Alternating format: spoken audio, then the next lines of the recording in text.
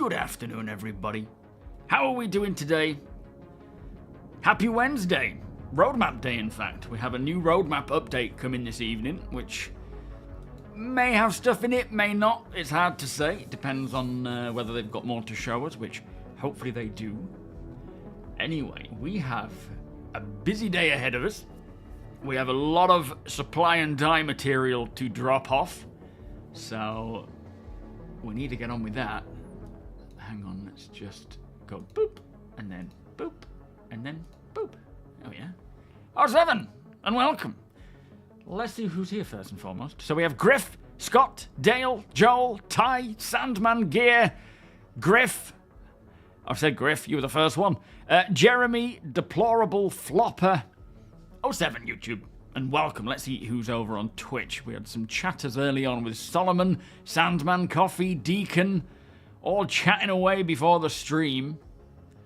Lots of scrolling down. What were you all talking about? Rhino, City, Mighty Steed, Daedalus, Jones, The Craigie, Daylight Fire, Interitus, Ralthan, Wardeer, Gilanth, Alaskan Strat, Spa, Maximus, Cyborg, D-Star, Loki, Azrinth, and Taron. Good morning. Are you working and lurking, Taron? Sounds good, mate. Oh, is that you, sweetheart, Dale? It'll take a while for that to sink in. All these different names always catch me out. I would have put a comment, but I was actually in the bath waiting for you to start. Thank you, Star Citizen. How are you doing today? Are you all clean now? Just flapping your gums. Sounds about right. Anyway, what are we on? So Wednesday, just put a video out covering the two last patches. One that dropped on Monday night after the stream for 4.1, which was open to all. Oh, sorry, open to Wave 1 testers. And then another one yesterday. I've barely touched it. I jumped on today to try and get some footage of Wikelo's internal area, and couldn't get through the door. So I was like, forget it. I didn't have a lot of time anyway to check it out, so I was like, forget it, we'll do that later. But yeah, so I've not really played much of it at all. I didn't have any time last night or the day before that.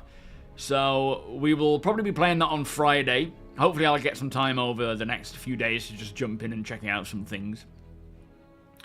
You feeling fresh, are you, Star Citizen? Alzinor, welcome. It takes forever for my YouTube to come up and be available. What do you mean? What's happened? Welcome, by the way. Jept, Marcon, 07, Binks, welcome. Smooth Criminal. I was upstaged a bit by Smooth Criminal by Michael Jackson today. What are you talking about? Cool, great song though.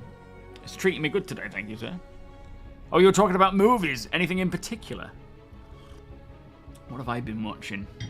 Other than Shogun, I've finished that now. I don't think there's much else. Been watching Running Point with Rach. That's quite an easy-going series.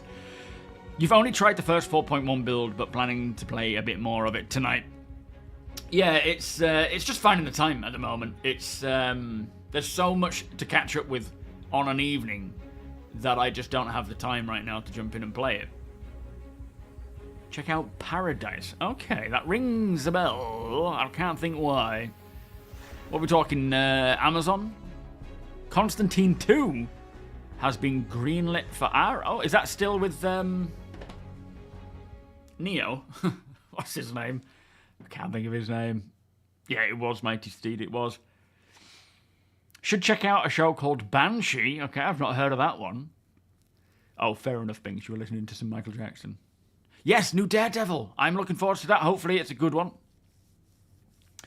For such a long time, I had only heard the Alien Ant Farm version. Oh, really? Until you was a teenager. When I was a kid, oh man, I don't even know how old I was. Less than 8. I was into Michael Jackson and my brother was into, like, the now 50 and the now 20 or whatever it was, albums and things that you could get on cassette, in fact. And I remember going through the kitchen where we used to live, through the drawers, and finding under a tea, like coming up to Christmas, like lifting up a tea towel and seeing Michael Jackson's History cassette, and now, I don't know, it might have even been like now 20 or now 13, I can't remember. I do remember having, what was it, like now 7 on record with A Never-Ending Story. I listened to that music back to back. Yo, AJ, how you doing? We've tried a bit of Severance, couldn't really get into it, but it's an interesting show, very interesting. I open your stream, for example, the chat box is blank for like a minute and a half or more before I see anything. And so, wow. To be fair, it actually takes me a little while to get, when I click go live, it takes a little, like a good few seconds, maybe 30, 40 seconds before it clicks on and allows me to edit anything and pop out chat, which is a bit weird. Oh, it's on Hulu. Oh, okay. Disney. Going blind. Yeah, fair enough. Fair enough. Keanu Reeves. That's the one. In Territories, you're waiting on Andor season. Is that in April? So yeah, I'm looking forward to that. I'm also very much looking forward to it. I hope they don't completely crush it, like in a bad way. Alien Earth, which is summertime, isn't it? Keanu is back. Very nice. The guy can't really act, but he's cool and he's a nice guy. He can only act in certain roles. Like Neo, flawless. Anything where you have to show proper emotion, he's not the best. Oh, Wayne's World, not Wayne's World, Bill and Ted, that kind of stuff. He's pretty funny in those. Shackets. Oh, yes. What's wrong with the shacket? Well, now you've brought it up, it's like I've actually asked you to do that. Don't forget to check out the sponsor of the stream, which is in the AM. This is from them. This is their Sierra. What's it called? I think it's just Sierra shirt, which is that they said, oh, you know, pick a few things and we'll have them sent out to you. And I was like, this. Yeah, this is it. This is it. The Sierra jacket, but I've got it in brown, which looks a lot darker than it does there. But really nice, heavyweight, heavily reduced. Plus, you can get 10% off anyway using my code. And I do get a kickback as well. But yeah, very, very nice. I am a medium. I have it in medium, and it fits beautifully. So yeah. Do check that out if you're interested, because for that price as well, usually for shackets, or jacket shackets, whatever they are, they're quite expensive, and it feels heavyweight, so it's definitely worth trying. Dude lives the most simple life for being so wealthy. Who's that? The Keanu Reeves. He does. It's so nice to see someone just not tainted by his wealth or his fame. And just day-to-day stuff. And funnily enough, because he's like that, no one's going to come after him. You know, like this idea of they need protection on the subway and stuff. Keanu's like, mate, I'm John Wick. No one's going to try anything. Have you heard the new leaked voice lines and audio files? Yes, I do. I have seen them. Are we talking about the Valakor, the juvenile one, and Jared? Yeah, there's some cool things coming up. Yo, Joe Wick, how you doing? Talking of Wicks, here's his brother. Are you well today, sir? A little Super Mac for lunchtime. Bad Wolf, welcome. How are you doing today? Johnny Silverhand, yeah, he was cool in that. My favourite Now disc was Now That's What I Call Painful Reminder of Your Age. Yeah, it does, doesn't it? It really does. You have Keanu commercials in Canada. What? What's he advertising? Space Guy, how you doing? Welcome. They do a Comic-Con in Edinburgh. I had no idea that even existed, Solomon. I'll have to find that out. Yes, there is Daedalus. Exclamation AM, I think it is. Yeah, that'll provide the link. That will give you that 10% off. Plus also track any sales so that I get commission for any sales as well. So if you are going to buy anything, use the link, and it's much appreciated, mate. He donated 90% of his Matrix earnings to charity. He doesn't care about money. He just likes to spend... Yeah, his bikes. Oh, man. Some of his bikes, though, are beautiful. Special Circs, how you doing, by the way? Are you here? Where are you? Oh, there you are. You snuck in there. Are you well today? No, not PTU today. We're doing live. We've got a few people, Sweetheart, for example, who's got a ton of RMC and CMC to take to a undisclosed location in Pyro. So we'll be doing that today with Polaris, trying to help people finish their supply or die thing.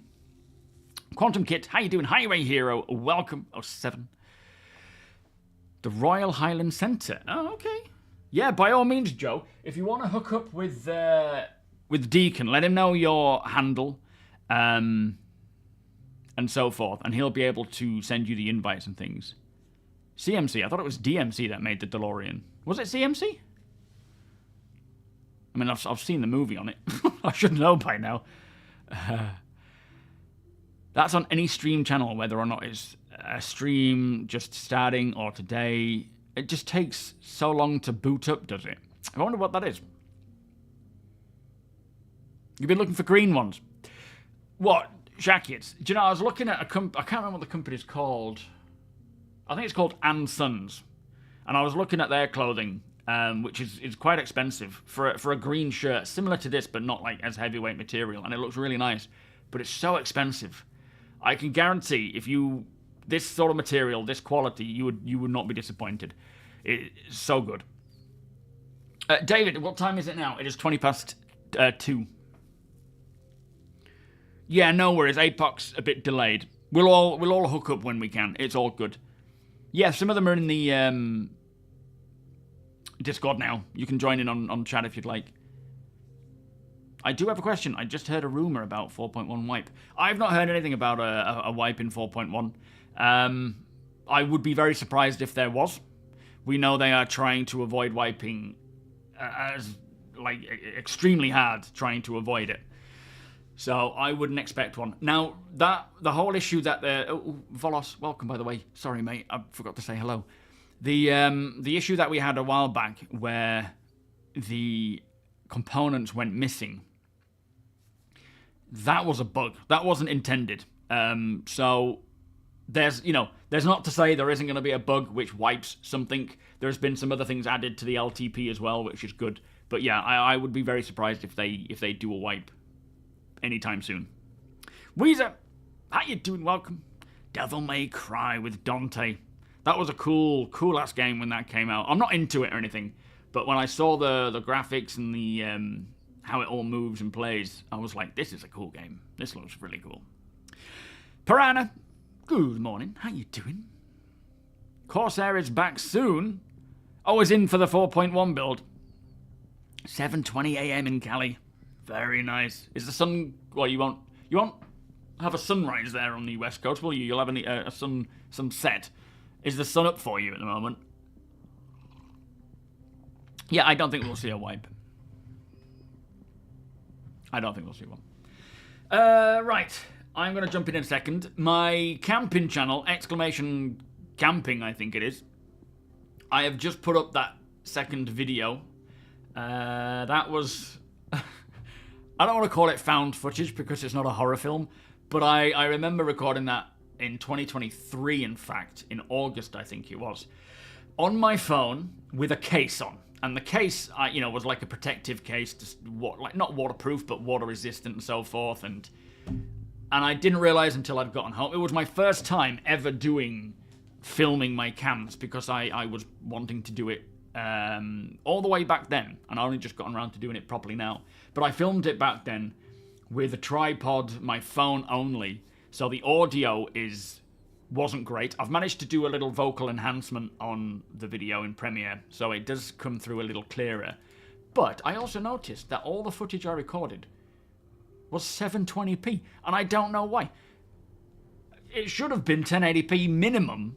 I think I would have even tried recording in 4K. I'm wondering if since I downloaded it, it accidentally, or intentionally without my knowing, compressed it. And I didn't realize. So what I've done, I've put it into Premiere, and I've upscaled it. I don't know if it looks horrendous. It probably doesn't look great.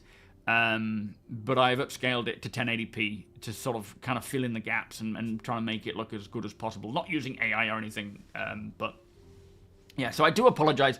It's an older video than than my first video. That was on the Osmo Pocket, which is now my new recording solution. I'm also looking to pick up the Rode wireless mics now that I've got some things set up for that as well. So audio and visuals going forwards, all camping videos should be 4K with crisp, clear audio.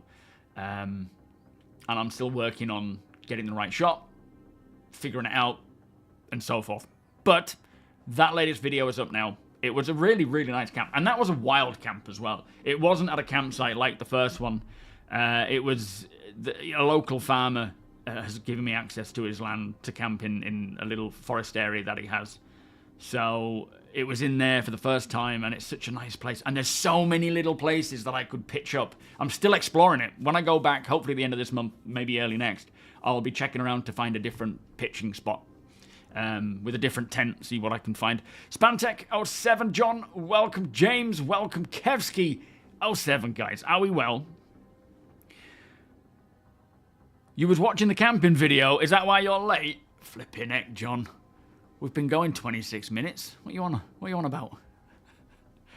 I mean, it's a 40-minute video. Thank you for watching. Do you return the off-grid series? Yes, James. I am just waiting for things to settle down. I don't know. Well, I need time first because there's so many videos I need to work on, like monthly reports and roadmaps, and trying to keep up with the day-to-day stuff is hard. But as the game starts getting more and more refined, it'll be something that just happens naturally because I will get excited for it and things will work. But yeah, I've not dropped it yet. Don't worry. I would love to do a Camp Citizen. Absolutely. Said it before, but I love that stove. Just looked at the price. So the Mini was about $260 or something along those lines. That's the thing with these camping stoves, and that's one of the main reasons why I bought that one. Because all of these other ones, like Pomoli, do amazing tents at decent prices, but they're stoves, which are also amazing looking at them, but they're expensive. They are like... They can range up to $1,000. With like full ovens, oh my lord. I was looking for a stove, and all these camping stoves had like those fold out sheet metal flues that you roll out, and it's just not going to work for me in that wind. This one had the solid metal, it had the fold out wings, and it was at a price that I didn't bleed at trying to purchase. But the normal version of that, like the non-mini one, is a good $400-500. That one was about $230. Thank you, John. Yeah, that's what I'm trying to do with these camping videos is share my, adventures, share what I use so other people are inspired to do it, but also have that nice, calming, peaceful ASMR almost sort of return to nature with listening to the forest and just relaxing. I mean, I love it anyway. Fruit, how you doing? Derem, Rathian, Jedi 07 guys, are we well? I was shocked to see wireless mics for streaming at the local electronics store. Things have moved forwards, haven't they? Flood, how are you doing? Do you an Outdoor Boys style thing on the side? Oh, am I doing? Yes, I am, mate. Yeah. I don't know. What's Outdoor Boys? Is that like a YouTuber? I just have a camping channel. I've been wanting to start it for years, and I've finally gotten around to it. It's not going to be, videos all the time. It's only as and when I can get out and actually get recording. Stevie, how are you doing? Welcome. Sitting in a bivvy with 2 to 3 rod carp fishing is bliss. Camping in actual dynamic weather would cheer me. No,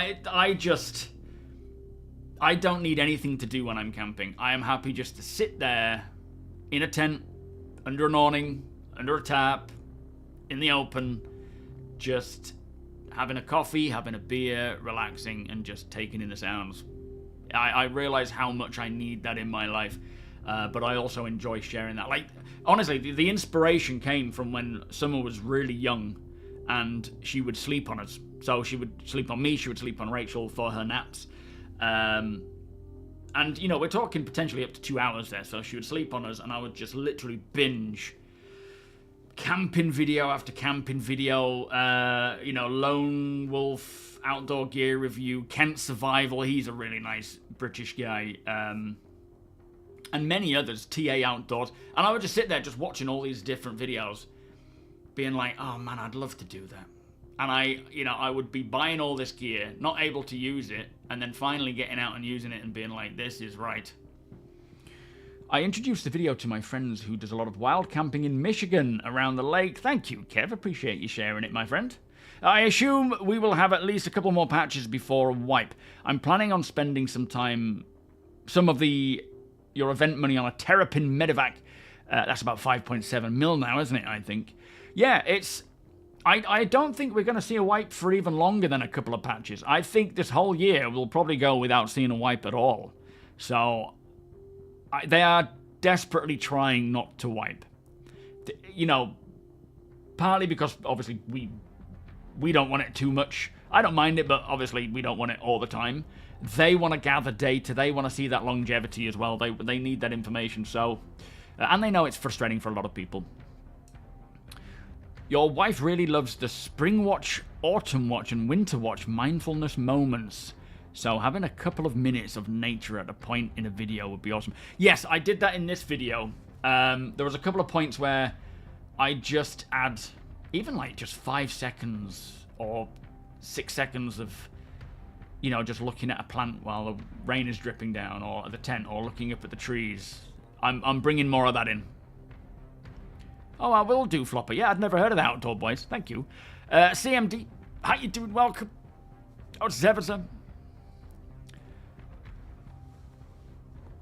Yeah, I watch a lot of these Canadian campers. That's a whole nother level. It really is. Baum Outdoors, I think. He's a really nice guy. Nature is good, okay. Well, I've seen a couple of people who do, like, stealth camps. Yeah. On, like, roundabouts when police cars are driving past. I just bought an Asperia blading game with the money I earned from Supply or Die, and I have money left over. I got the blade because it makes me feel like Batman. It'll be interesting to see what those ships look like when they get their updates. Because they're, you know, the Vanduul ships have probably been... I know that's Asperia, not Vanduul, like 1 for 1. But essentially 1 for 1 with the human spin. But yeah, since that came out, the Vanduul ships have been updated time and time again with Squadron, haven't they? I love wipes when it comes to in-game currency, at least. Just with the recent event, people have more money than they know what to do with. Yeah, it'll be interesting if CIG have actually an intention for all that money. It is, like, to me, it's kind of... It waters down the fun for me when you can earn millions and millions super quick. So these sorts of events don't really appeal to me from a let's make money standpoint, more of just let's get together and have fun standpoint. But it is very excessive for some reason. So I don't know what their intention is. We'll see. You forgot already. What's this? Oh, yeah, AM. Thank you, guys. You're going to get one, Binks. What colour are you going to get? I would love to see if I can bully them into giving me all the different colours. I've got too many clothes. I don't need any more. But check out some of the graphic. I don't know if you're into graphic tees, check out their glow-in-the-dark stuff. I wish I'd gotten one, because we just got some new some Toms, in fact, with glow-in-the-dark sharks on, which is so cool. So I've been toying with the idea of getting one of these glow-in-the-dark tops, like graphic tees, and it would be cool for the stream because it's usually dark. So you'd see like this space theme all glowing up on my t-shirt. It would be amazing.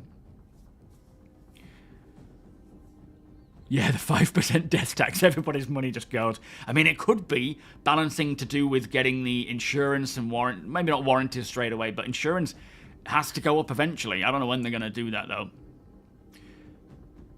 Yeah, so death tax, I'm not opposed to it. It's not necessarily what it sounds like. As Rhino says, it's actually on the medical beacon. It's on the person making the money or whatever. Like, you don't actually pay much yourself if you die. But there certainly needs to be strong incentives to stay alive. And right now, with things like the NERSA and tier, any tier medical respawn, that system, Death of a Spaceman, has been watered down for the PU at the moment. But again, there's plenty more that they say they will do to make it more punishing. And, I mean, it's not done yet, right? The tutorial gives you 40k, there you go. Does that work, though, the tutorial? Because from what I understood, the tutorial in, like, 401 was broken. Maximum medical beacon price is 200. Why is that, then? What does that involve? Rastock, how you doing? You've only successfully completed the tutorial once. Does it even work at the moment? David, how you doing? No, I'm not really interested in Dune Awakening. It looks like an interesting game. It's obviously a great movie. The series I did start. It's pretty good. I haven't gotten through it much. But, yeah, I feel like it's one of those games that, firstly, I'm not generally interested in much myself anyway. It's probably too similar to what Star Citizen is going to be. But also, it'll likely require quite a lot of time investment, which I just don't have. So I tend to avoid those types of games. Not that they're bad games. I just don't have the time to put into it. Yeah, absolutely, Flopper. More consequences to death, which would help against griefers, but also it would, there's a lot of things that need to click into place first before they can start messing around with that kind of stuff, I suppose. Any rumors on when engineering is coming? No. I was thinking of buying one of those Star Lancers for 8 million, but getting one solo player might not be good with engineering. So, yeah, I don't know. Oh, Carsten, welcome. Liquid 07, Sim Racing 07, by the way. I almost missed you guys. I don't know when it's coming in. It isn't too far away. It's definitely going to be, or I would assume it's going to be a this year thing. Right now, I think it's waiting on things like maybe the signature system. It might not. They might be bringing it in, before that. But I know they are hooking up signatures for all, emissions for all components. And also there's going to be a huge stat change for all components. We did just get that post last week, didn't we, talking about components, and I was really hoping it would highlight some of the actual stat changes, but it didn't. So, my guess would be in the next couple of patches, maybe after 4.1, maybe a 4.1 point patch, or maybe 4.2 for engineering, but there is probably still a lot to be done, so I don't know. Well, yeah, it needs to be harder to die in the sense of bugs. Yeah, there's a lot to it, isn't there? Shield, happy hump day, mate. Welcome. A Funcom game? Well, I've never heard of Funcom. Yeah, exactly. The tax blow-up is based on a misunderstanding that blew out of proportion, as is always the case, or most of the time is the case, isn't it? Yeah, we do need sinks. Absolutely. We need a lot of different, like, bronze faucets. Maybe some chrome faucets. That would be nice. But no, we do need money sinks. And from the looks of things, they know that and they're working on it. So your hangar and all the stuff that you can do with your hangar, different rooms, different upgrades and so forth, that's one sink. Obviously, components, weapons, armor, repair, weapons, items, armors, FPS armors. All the FPS gadgets we're going to see. There is going to be a lot. And then you've got, on top of that, base building, apartments, homesteading. Yeah, there's going to be a ton of money sinks. Absolutely. Land claim, rent, yeah. Even org taxes. Being a part of an org, paying like a point whatever percent on money earned when you're in the org to support the org. That's something that will probably come around as well. Oh, so someone playing the Doom beta said that they nailed the vibe, but they really have a lot of work to go for its release in a few months. Ooh, do we think it's going to get delayed? It's not so easy to make money in Supply or Die now. So you actually reduced the spawn rate of the specific commodities and reduced their prices at the commodity kiosks. Now the event is a mine refine operation. But also, don't forget, there's a lot of new commodities coming in as well. So mining is expanding big time with FPS. Rock mining. Wikalo asks, you can go to Wikalo and get things from him by bringing mined resources and items that he requests. So there's, and there's also going to be, eventually, hopefully soon, I don't know when though, but hopefully soon with Reputation and the dynamic mission system and so forth, just missions to request mined items and so forth. And then you've got, on top of that, you have crafting. That's going to be a huge sink. Yo, Digital Tengu, how you doing? What am I doing in game today? So, in fact, we'll jump in. Let's jump in now. We've got, Deacon's been setting it up where Sweetheart has got a lot of SEU. Oh shit, no, that's the PTU, hang on. He's got a lot of Supply or Die things to deliver. So what we're going to do is do that with him. How are you doing anyway? Andrew Juve, welcome. Any tips for doing the hard bounties solo? I would say practice, get a decent ship, like a good combat ship. Don't be afraid to run, because, well, I suppose better that than die, because then you got to pay for everything. But I don't tend to do the bounty stuff, so someone will probably have a better idea than I will. Yeah, hangar rentals, absolutely. Rentals of all types.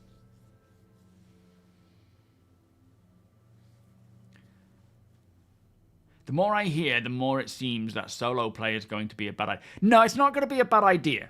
There will be plenty of things to do solo. It's just what we can do now in terms of flying big ships all on our own is going to get harder. You can still do it. It's just going to be more difficult and a lot more dangerous. But that's not to say that there isn't going to be a ton of content that you can do solo. Again, they've not finished building the game. There's going to be lots of stuff you can do as a group, lots of stuff you can do on your own, lots of stuff you can do with a second person, and so on and so forth. But between now and getting to the point where there is enough for everybody, who knows at what stage all that stuff's going to come in. Yeah, the rock changes look pretty cool, Volos. I'm looking forward to cracking mine out again. Yeah, exactly, Flopper. We need org banks, fleet banks. That's the sort of thing where we can pay to maintain the org ships, supply people with org ships and stuff. Yeah, I would say 4.1 Live is going to be towards the end of this month.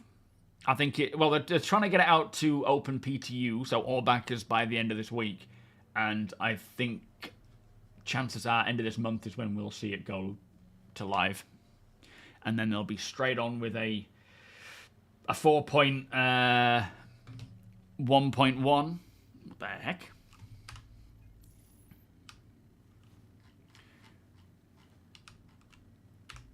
Yeah, it can be a bit of a ball ache trying to get together to group up. But that's, the social system, the org system, all that kind of stuff as well will evolve and get refactored to be more streamlined, easy, so that you're not having to faff around. I mean, Star Citizen will be quite a long-winded game, just in the way that it works. But that's not to say that there won't be enough stuff available for those who do solo to just jump in and go and do stuff. Vanin, how you doing? Yeah, org bank accounts. I have a separate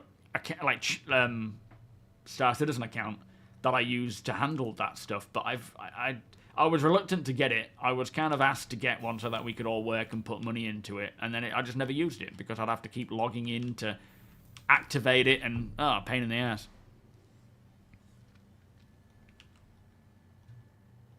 Yo, Nutmeg, all good here, thank you, sir. How are you?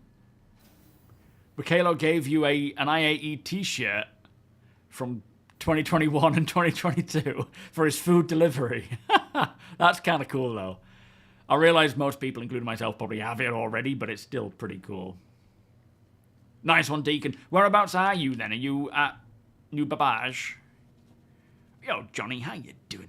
Welcome. Nemels King, is that how you say that? How you doing? I have a question. I want to get one starter pack, and I don't know if my system is good enough to play on. You have a Ryzen 3 2200G with Radeon Vega graphics, 3.5 gigahertz, 4 CPU, 32 gig of DDR4 RAM. I don't know about the CPU, the GPU. Someone else will probably be able to answer that. It looks like it might be a bit of a struggle. 32 gig should be fine. 64 is obviously better, but 32 should be fine. Also, there is a free fly coming up soon. So my advice is wait until the free fly for Stella Fortuna and then give it a go and see if your PC can handle it. But yeah, I think from looking at that, you might struggle a bit. But I don't know, because I don't know much about AMD stuff. Let's figure this out. What am I getting?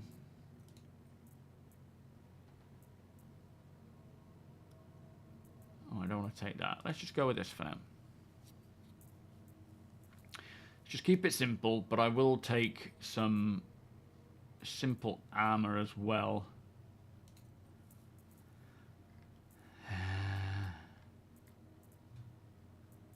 Tell you what, let's go with this. Probably regret taking this, might lose it all.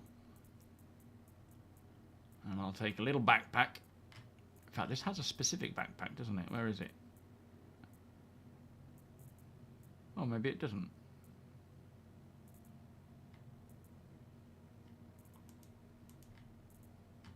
Oh, no, maybe not. Alright, well, I'll take my Argo backpack, because it's nice. And then I'll take a weapon.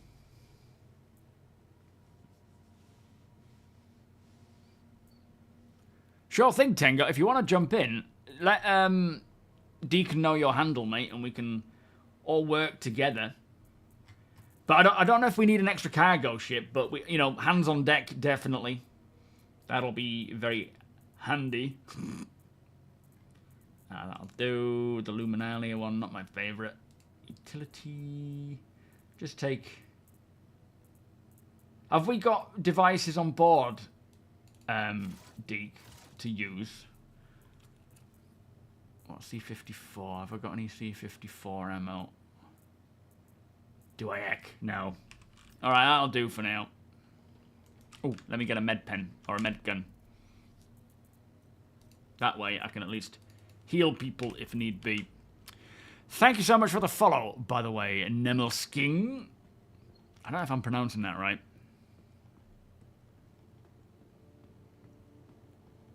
Yeah, what does everybody think?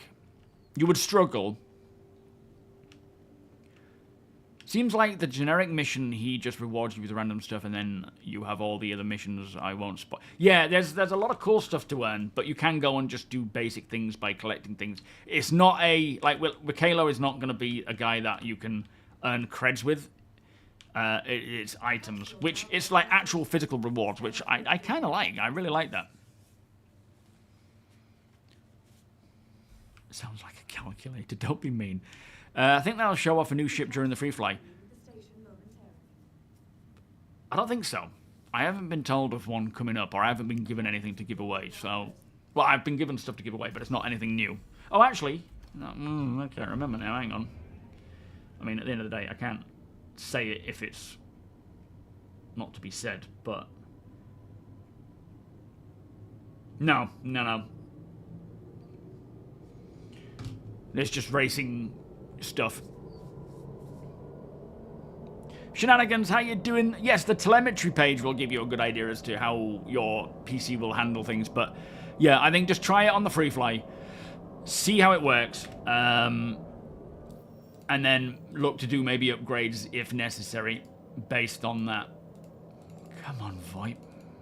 Oh, am I even in the party yet? Did I miss the party invite? Sorry if you sent it, Deacon. Poonips, thank you so much for the 19-month resub. Beers and party, please. How you doing? G-Sharp, Alakai, welcome. Yeah, I agree. Sometimes Rachel will be getting a bath and I'll have like an hour or a little less to just jump in and play. What I like is when, you know, we have things like hangars and you can decorate and you can get stuff set up. Like being able to repair our ship and get set up for a mission, get set up for the next day for a proper event.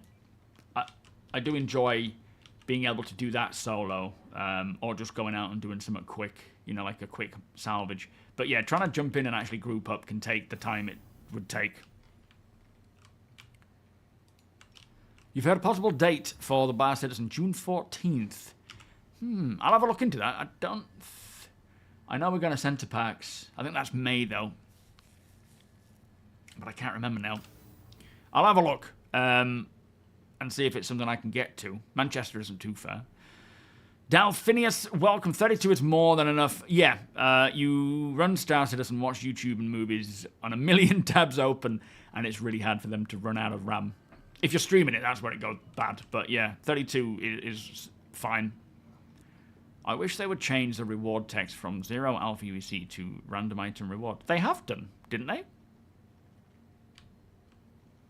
Oh, I haven't. I mean, they'll probably change that if that's the case. So if you send... I can't do it from where I am. I have to... you have to be in the main menu to add friends. If you're in the main menu, Tengu, just type add... You know, go to the add friend section and just type Deacon. Deacon, can you say something on YouTube, mate? Just copy his name across in there, and then he'll be able to invite you in. Who's this? Hello? Have we got a party going, Deke?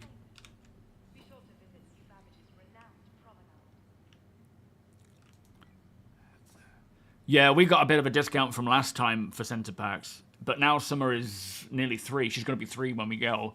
There's going to be so much she can do, so I'm looking forward to it. The Atlas just yeeted you into your MSR again. Flippin' heck, that stupid Atlas. Have you heard of Bluestone in Pembrokeshire? No. A bit like Centre Parks, but cheaper. Oh, I'll have to have a look into that. Anthony, welcome. Thank you, Deke. With the gear retention, I was thinking about picking up the Artimax pack, but is medium armor viable? Oh yeah, it's any armor, any weapon. It doesn't matter if it's light, medium, or heavy. Hello? Am I coming to your hangar, Deacon? The hell are you doing? We've got a rogue.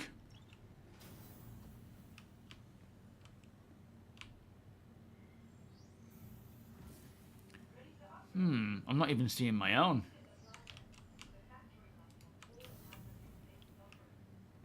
Yeah, you know, when we last went to Centre Parks, Summer was young, so there was nothing she could do other than like a music class, which is really awkward and just annoying because she just sat there with other parents while their kids just throw instruments around. It's like, this is shit. Saying that, I've been trying to teach Rachel Summer how to do a beat.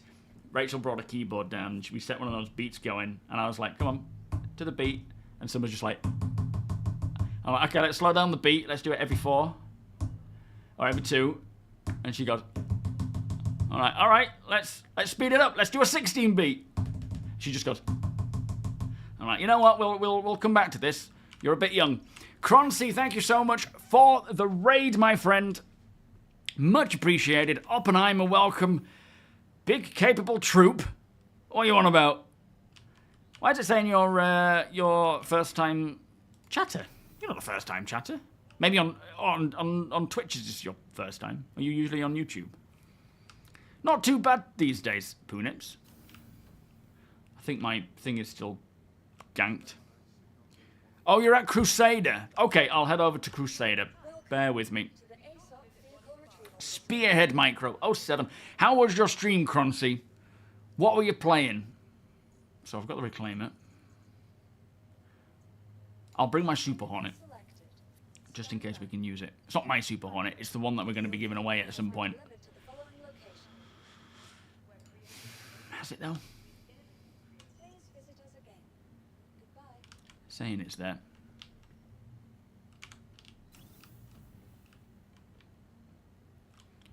Daymar for rock mining. I think so. I don't know, though. It's been ages since I've been mining. And they will probably have changed things around a bit. But yeah, I would say still go for it. Yeah, an expensive way to play with toys that have probably been slobbered on and... Ugh, so awkward. It's like, just looking at all the other parents, you're all in, like, dire straits because you're so tired. You don't want to be there. You just want something to distract your children. Much more crowded here. It is a bit. Meh, how you doing? My head isn't exploded, so I guess the ship reveal for 4.1 wasn't mind-blowing. No, I don't think there is one. I've been given a Mustang Gamma to give away. It's not a new ship or anything, so not that I'm not grateful, you know, but it's not a new, like, unless they've kept it secret from me, which they could have. That was the Stove Hut Alaskan. The one in the first video I did, that was the Chalet 70, all from Pomoli so far. The Stove Hut is the last one that I did. Really, really good, but yeah, I'm not sure how it would stand up in heavy rain. Not stand up, but I'm not sure how it would cope with heavy rain. The Daymar is, Daymar is not so good for rock mining. Thank you, Rhino. Oh, of course, sim racing. Yeah, all these different names. Confusing me. Paglia Mia, how you doing? 07. You tried some mole mining yesterday with friends. It was fun helping them learn how to mine. I'm so looking forward to when orgs are like properly functioning. And, you know, my reclaimer is probably going to be a training ship. Like, all my big ships will most likely be used for when we have new recruits coming in to learn the ropes in certain things.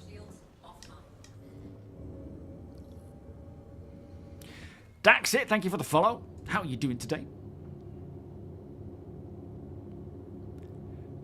No, so hang on, let me get the name for you, mate. So it is... Oh, I've spelt it wrong. Deacon _ Frost. Like that. Sorry, Tengu, I wasn't paying attention there. Yeah, no Iron Chad to give away, I'm afraid. Ooh, that would be nice though, wouldn't it? When that eventually comes. Alright, I'm off to Crusader.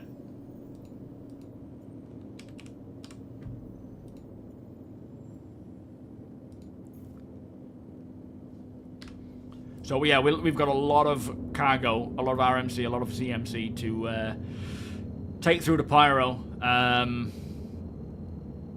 Sweetheart is, we're just currently going to load it into the Polaris. Daxit, thank you so much for subscribing. That is very much appreciated, my friend. Beers and party players, you know what to do, guys.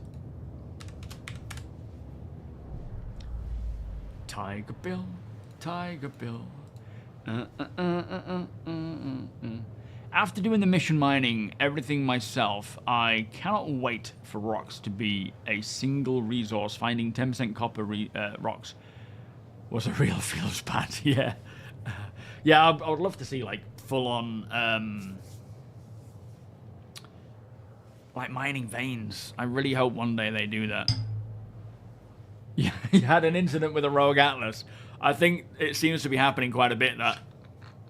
Thank you, Tengu. Yeah, if you could invite, what's your handle again, Tengu?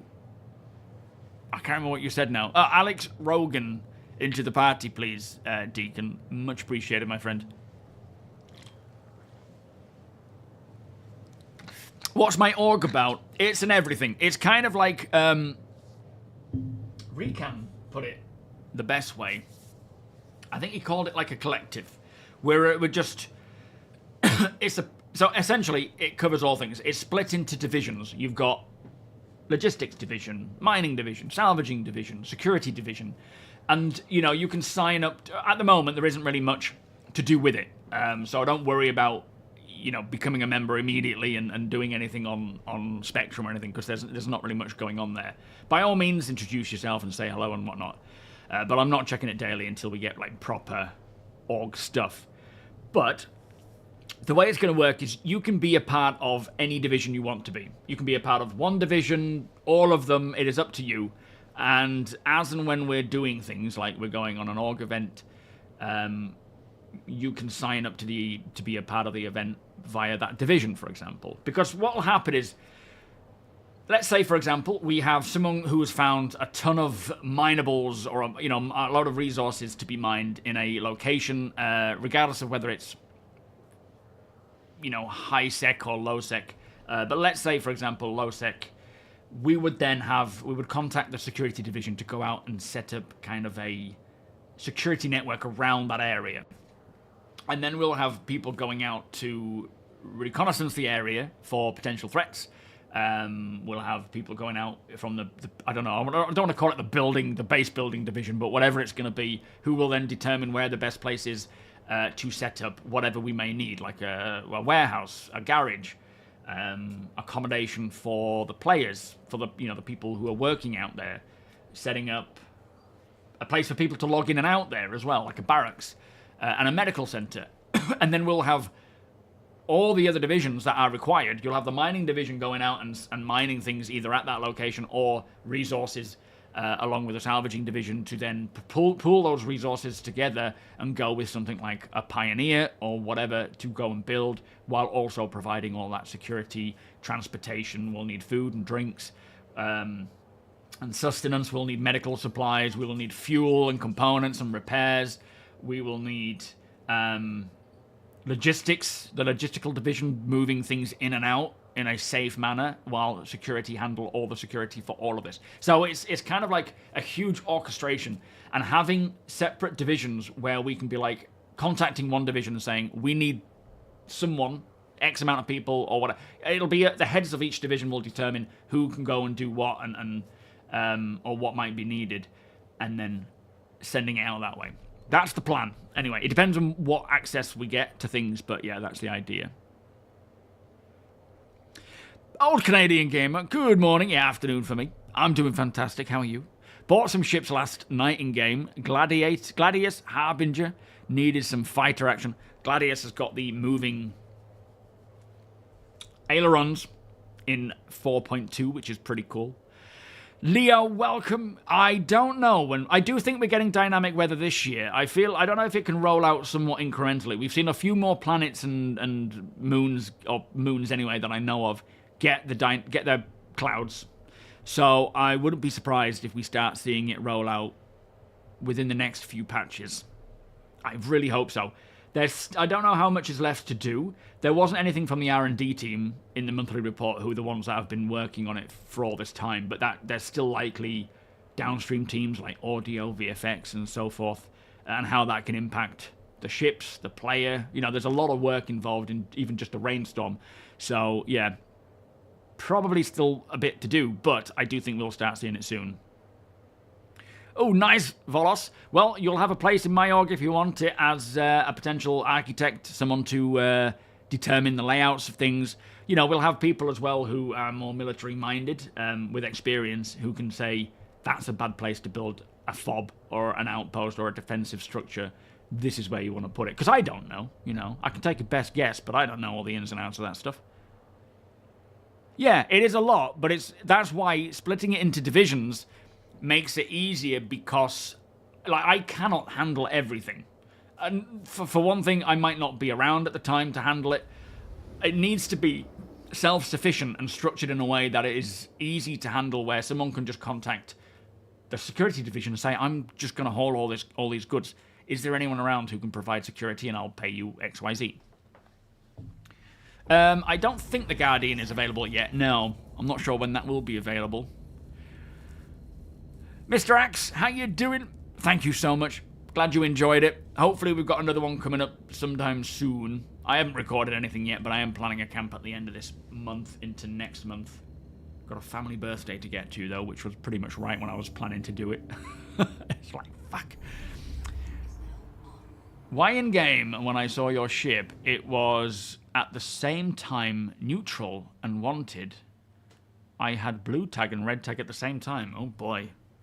I don't know what that's about. Yeah, thanks for not shooting on me, though. Not sure why that is.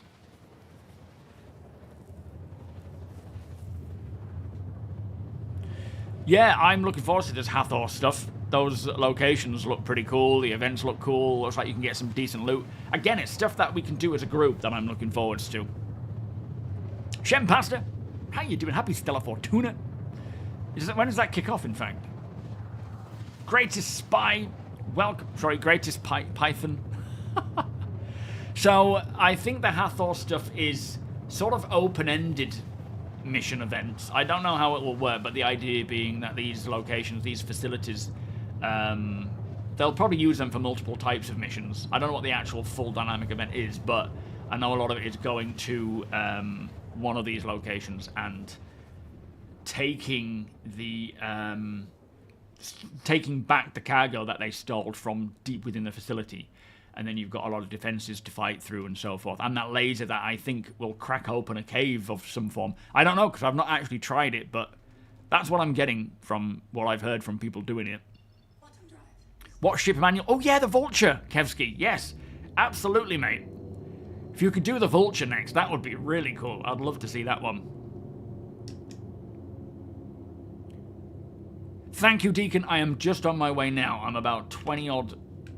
Anyone hearing me on VoIP? Kilometers away. Beneath the steely exterior beats the heart of a dashing hero. My cousin bought me that mug. I have since upgraded it to a Stanley Cup, but yeah, I still like cracking that out now and again. Surprise, surprise, Deacon. VoIP is dead. That needs to be a t-shirt. I hope they give us the ability to have links between groups, so smaller groups can have a link to a larger group, but still be able to operate separately. Like, yeah, I think that's, at the end of the day, they will do stuff like that, what they determine to be necessary, right? What they would expect us to need and want. But then things that we need, like for example, we know they plan to bring a hierarchical VoIP system where you can have different groups and channels, but there's probably a lot of stuff that we need that they haven't thought about, that will come up as and when. This is the beauty of building a game alongside them, like playing the game alongside them building it, because it gives us a lot of opportunity to to request certain things. 402 shenanigans. Yeah, new merch gear material, yeah. Alright, I'm coming in. Steady on. Let's... Oh my god, this ship is full of people. Alright, I see how you have it.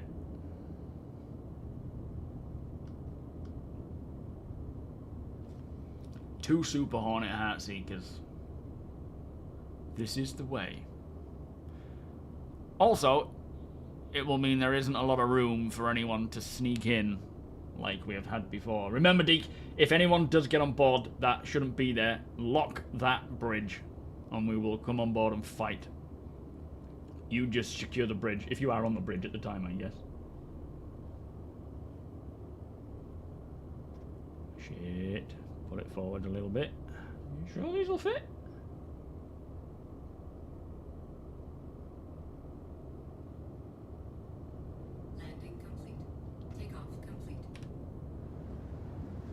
Is that right? Maybe a little bit. Hang on. I've had to go third person. Hang on, hang on.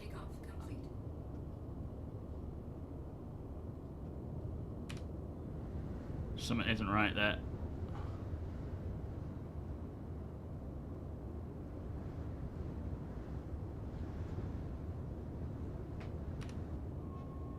I think we're good. All systems offline. Whew. Don't like that much. That's a bit tight. Nvidia, how you doing? Shepsky, welcome.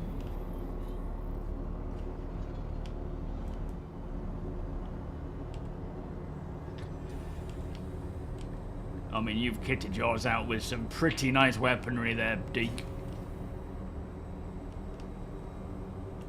Alright, I'm just going to do a sweep. Just look at the cargo. Sorry, I wasn't right. Sorry, I missed the whole loading section. What a shame.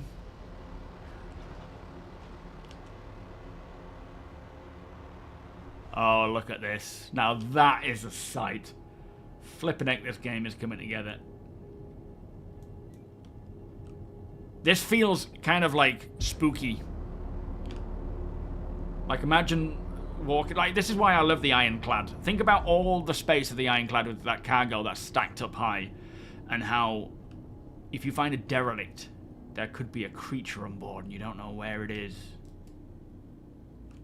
I'm looking forward to seeing these creatures that are, like, freakishly scary.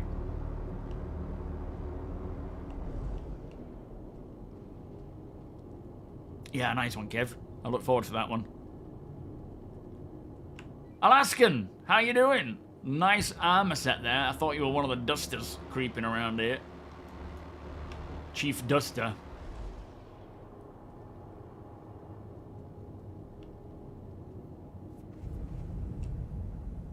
Whoa, whoa, whoa, whoa, whoa, whoa, whoa.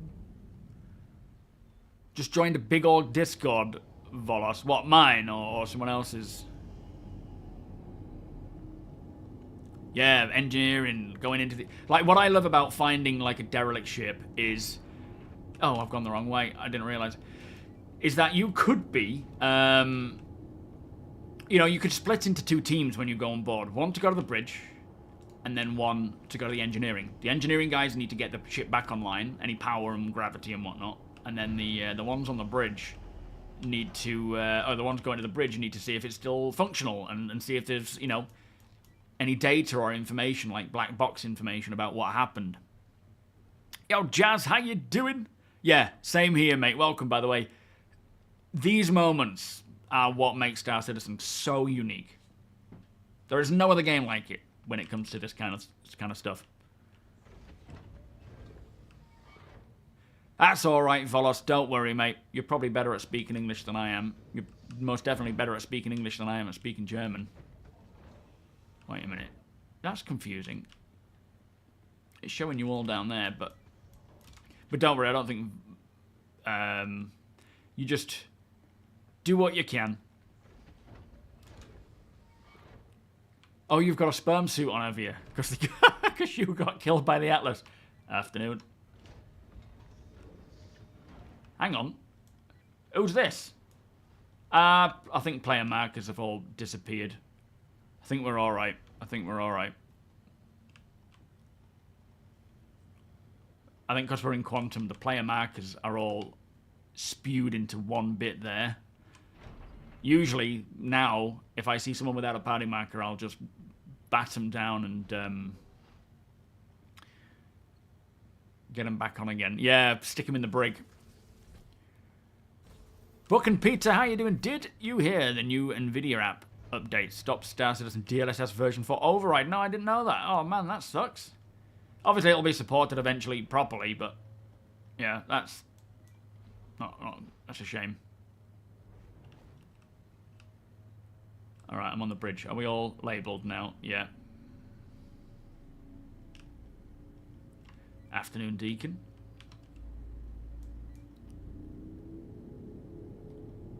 So where are we, and what is the plan? We have a 13-man party. Yeah, if they're on board and I can't identify them, it is kind of a... maybe not shoot first, but yeah, put down first. Just a ghost passing in the hallway. Oh, Idris. Well, the Idris... Welcome, 90s. We're not going to see the Idris come in until Squadron. It'll release when Squadron releases, which is 2026, of course. But, yeah, I'm sure they'll do a standalone sale. Oh, we're heading to the we're heading to Pyro now. Thank you for the follow, by the way, Jazz. Much appreciated, mate.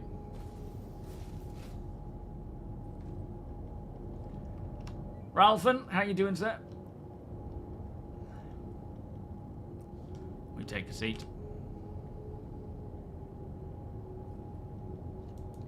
Oh, there's a workaround for the DLSS thing, is there? Oh, that's good then. You just edit a file and it'll force the override. See, if I was to try that, I'll break more stuff. Karmic joke, how you doing? No, it's not in game yet. No, but it's supposed to be a this year ship technically.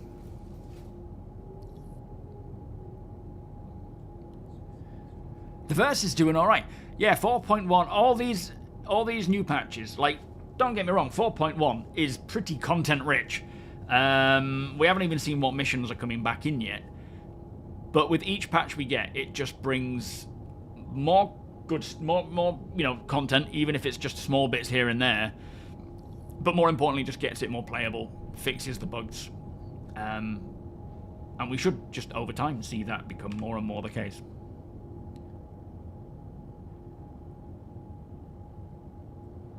That's a cool armor, that is. That might be due to its gravity or lack of volos. There's a guy boasting in-game that he has over 1 billion in-game credits. Everyone in chat going mental for a money wipe. Oh, man. How you doing, Strat? Looking good, my friend. Got Deacon over there in the sperm suit. Womp womp.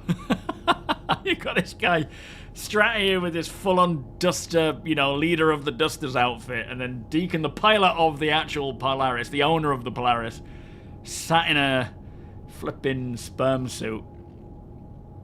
Yo, Ramoyne, how you doing? Welcome. There is one thing I wish that live PU had that you always find on the PTU. Can you guess what it is?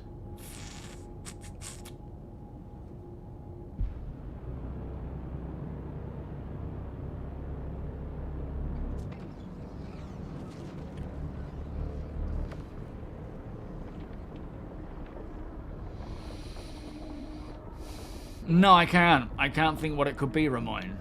Do tell me. Here we go. Hold on to your butts. I don't understand why other people would care so much about credits someone else might have. I don't know why people like to boast about how much credits they have in game either. It's like, you just have more time than me. That's all. No, 1 billion credits. That is it's the Dusters. I can't remember what it's called now, but it's basically the the highest echelon Duster outfit. Go on, Deacon. Oh boy, the pressure.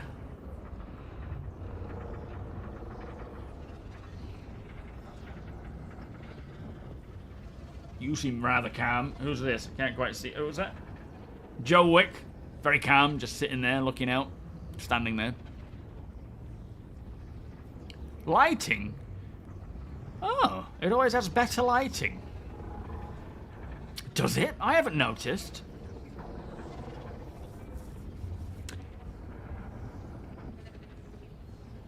The irony, yeah. Destination, we won't, yeah, we'll keep that. I won't announce it, but still. Oh, you're joking, Waddy. I wonder why you left the party. What's happening, mate? Were you in-game at the time and it just sort of kicked you out? It's very evident that CIG will have to do at least 1 or 2 wipes in 4-point patch. You reckon? Why is that? Because of all the money that people have. They might do.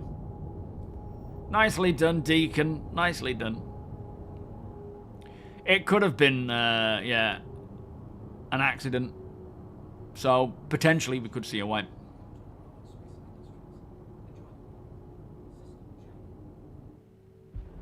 Guess what we don't have in the PU that we always have in the PTU? Players. Yeah. I'm going to go get some water because I am thirsty.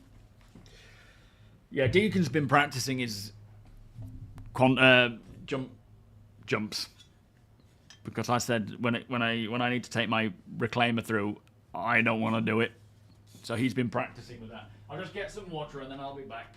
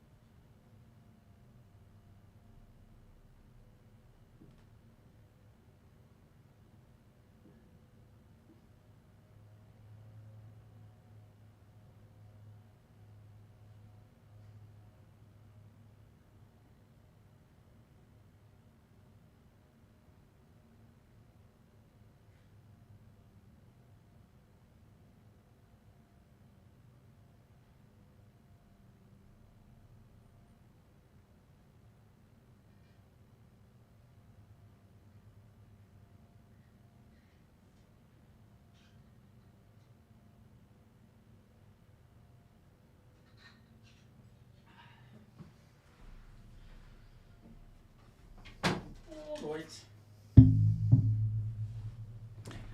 There we are. You all love it when the chair takes over. The legendary duster armor, that's the one. Repel or Picker's Field. About a 5% chance to see the guy there, really? Wow. Didn't know that.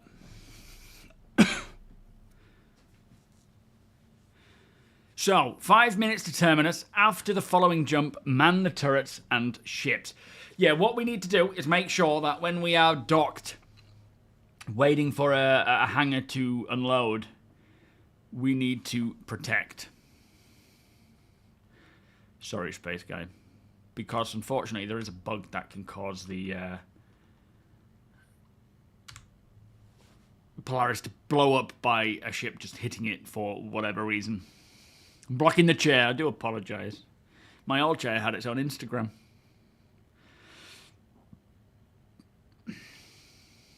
The stuff the chair did was amazing. Should have seen it. I don't understand. Oh, I've just read that one. The PTU always looks better in terms of lighting than the PU. Yeah, exploits should be reported, never used. I mean, obviously, accidentally, you could wind up using one without realising it's an exploit. Maybe even a couple of times and then be like, hang on a minute, that's something's wrong there. Which they understand. They don't, like, gonna punish you for that. All hail the chair. Makes me think of the Avenged Sevenfold song. Hail from the chair.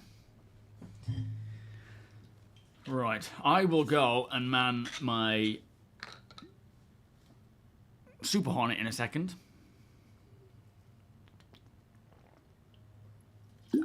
I should be able to land in your hangar, shouldn't I?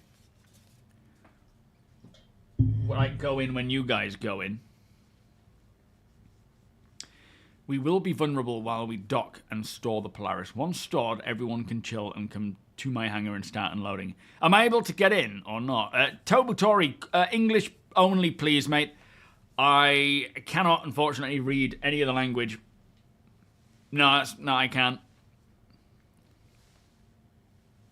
That's all right, mate. The Reclaimer is not... Where's it gone? Ah! The Reclaimer is not hard to fly. It's probably not, but I want to practice on my own without... Because what would have happened is we would have spent all that time salvaging, and then we would have gone to a jump point, and there would have been a bunch of us on board with all of those, all of that cargo and RMC, and it would put too much pressure, and I don't want to put people in that risk without having practiced. Night Flare, thank you for the follow, by the way. And Darklers, welcome. 07. If you fly, you'll have to land in your own hangar. Okay. Okay. Vex, welcome. Plenty of exploits on the pledge store.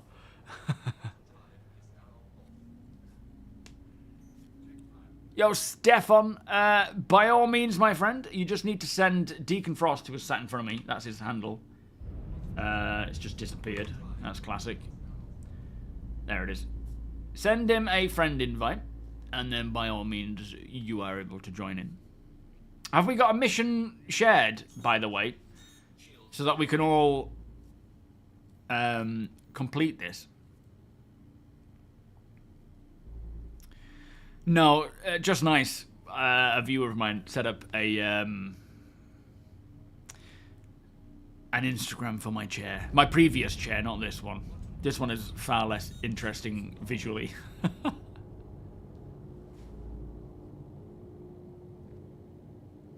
Yo, Solin, how you doing? I still haven't listened to those latest tracks. Alright, I'm heading back. I'm heading off to the thing. Are you still waiting? Could you send Tengu? Not Tengu. What was your handle again? Tengu. Something Rogan. Was it Alex Rogan? Deacon, could you send Alex Rogan a party invite, please, mate? To Deacon Frost, DECON no, DECAN _FROST. Jesus, I don't know what's going on. I'm not making it easy for you. Oh, is he not showing up on your friends list? I don't think the Saber Raven's buyable, is it? Is that mine? No, that's not mine.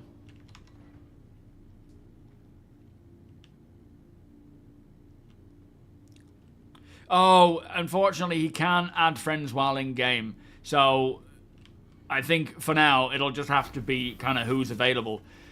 But when he gets chance, he'll send an invite. If you are in the same server, if you can join the same server as us, like if you've got me on there, Tengu, try and join the same server, and then he'll be able to go to the party list or the player list and invite you that way. But while he's in game, he can't do that stuff right now.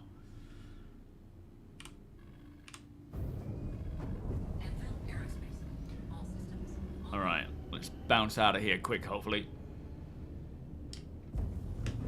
Takeoff complete.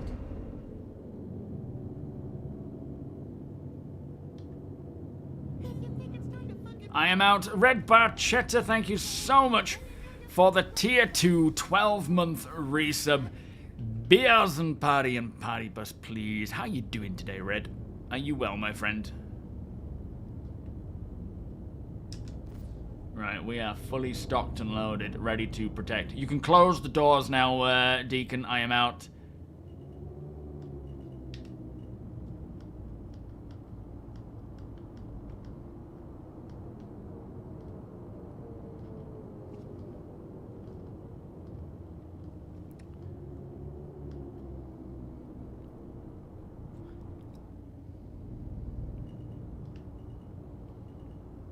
Hopefully, if there is anyone threatening, I can... Oh, PDCs, are they firing at me? I'll try and keep my distance, because you kind of need them up, really. Yeah, thank you, Tengu. Sorry, it's a bit of a, unfortunately, complex system.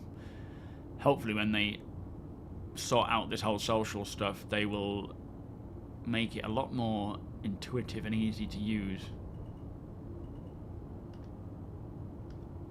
Okay, we're just coming into Terminus now. Man, it's so nice seeing so many people on board.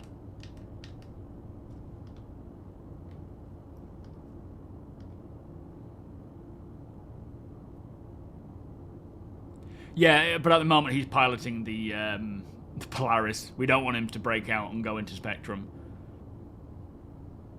Oh, test fire. Okay, fair enough.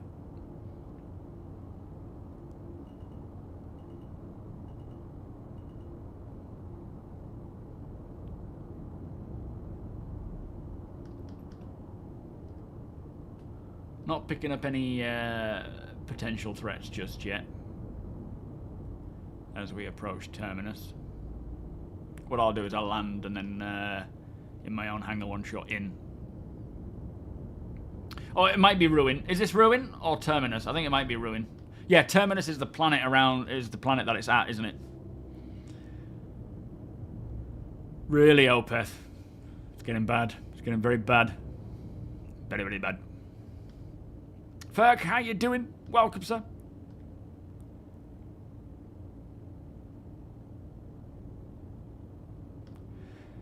Yeah, nice one, Stefan. Don't worry, we will get you in either today or another day. We often play as a group, so you are more than welcome to join us. It's unfortunate just that the party system is a bit of a mind F.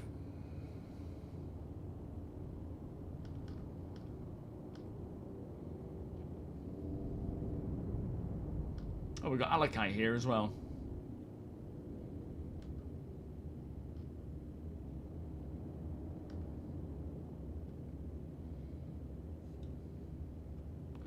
Right, he's just docking. Keep an eye out, Alakai. What are you flying anyway, mate?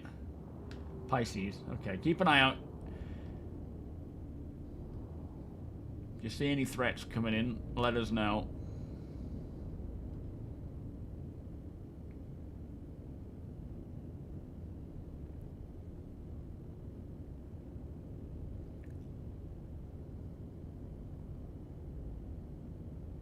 Man, this thing just looks phenomenal. The scale in this game is beyond. It really is. You forget until you compare small and large together. Not that it's about size, mind, but you know what I mean.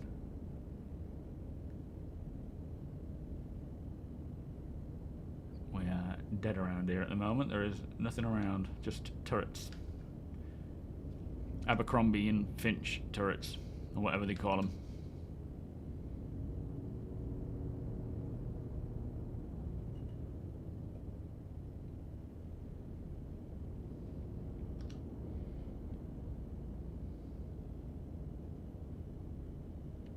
It's amazing with other people.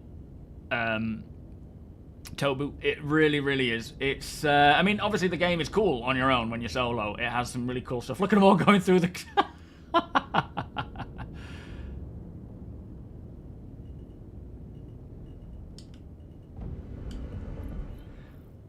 Oh dear. Okay, we'll get away from there. Going through the tunnel there. It's a whole nother game when you're playing with other people. And, you know, as I've said in the past, I get that feeling of just wanting to solo.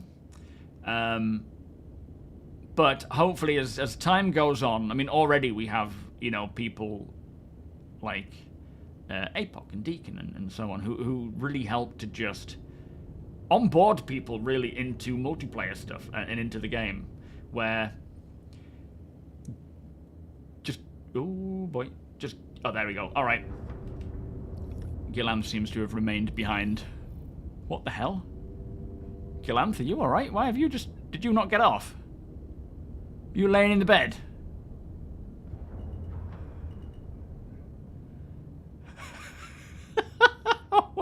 What are you doing? You want to get in the back?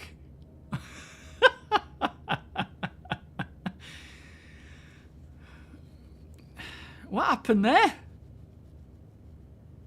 Can you get in? You should be able to click it.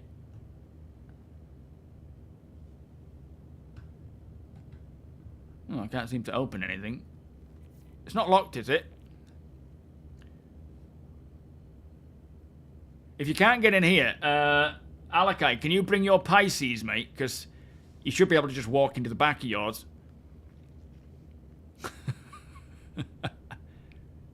It's such a big place. I can't think. Oh boy, what's happened? I can't think where the landing pads are. They're so well tucked away, you know, with the size of the station. Magistrate, thank you so much for the follow. Welcome, by the way. Any tips on what signatures to look for mining? I don't know personally, because I haven't mined in a long time. And with there being some changes already, and then much more changes coming into... Well, I don't know about normal mining changes. Are you talking about rock changes? ROC mining? Because, yeah, you're no longer looking for the hand minables, the aphorite. Oh, no, if you're on live, you're still looking for aphorite and whatnot. Just fly a bit closer to the ground, wherever you are, and keep scanning. Until you see a small cluster of rocks that look like little diamonds, I think, at the moment, in terms of UI. And then just go and have a look and see if they are worth mining. Generally, aphorite's the worst. Dollarvine is the next worst. And then you've got Hadonite, which is the one you want to focus on, but just get what you can. Thank you, Stefan. Yeah, when he gets a chance. DECAN_Frost. Not DEACON. It's DECAN_Frost.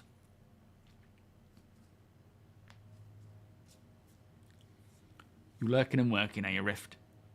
Just found some aphorite. This is why.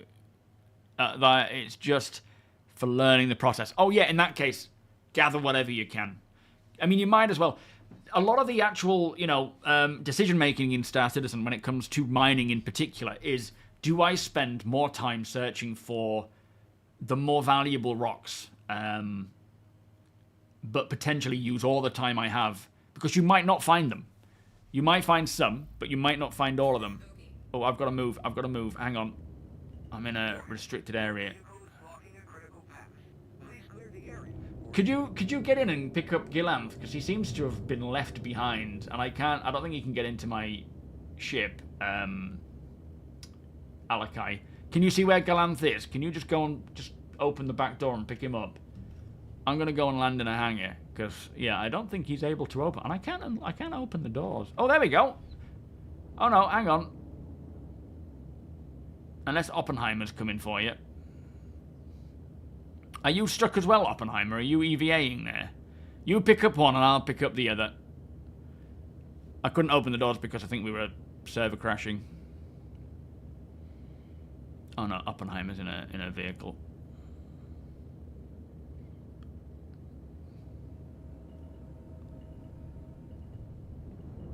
Alright.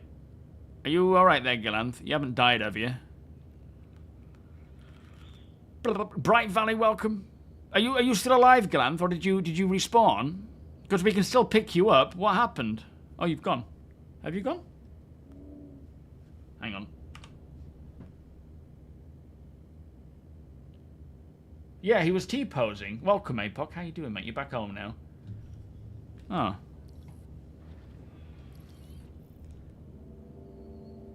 I think it was just because the... Oh, shit. Oh, no. Okay. Alakai is apparently evil. Who's this? Oh, that's Oppenheimer. Okay. All right, I'm gonna land and help to unload.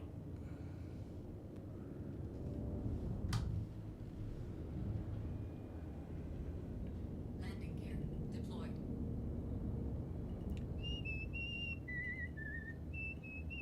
When I whistle that song, I always want to do it like that kazoo.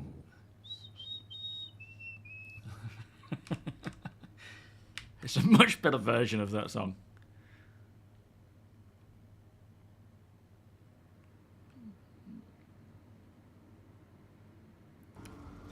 Party launch. Not sure what that is, but I'm not going to accept it. I'm going to decline. I don't know what that's about because I'm already in a party, so I don't want to be jumping into a different one. Alright, I'm on my way. Are we in your hangar, Deacon? Oh yeah, happy birthday the other day, Apoc. I completely forgot about that, my friend. What did you get up to? Monkey, how you doing? Oh, you had to relog. Oh, okay.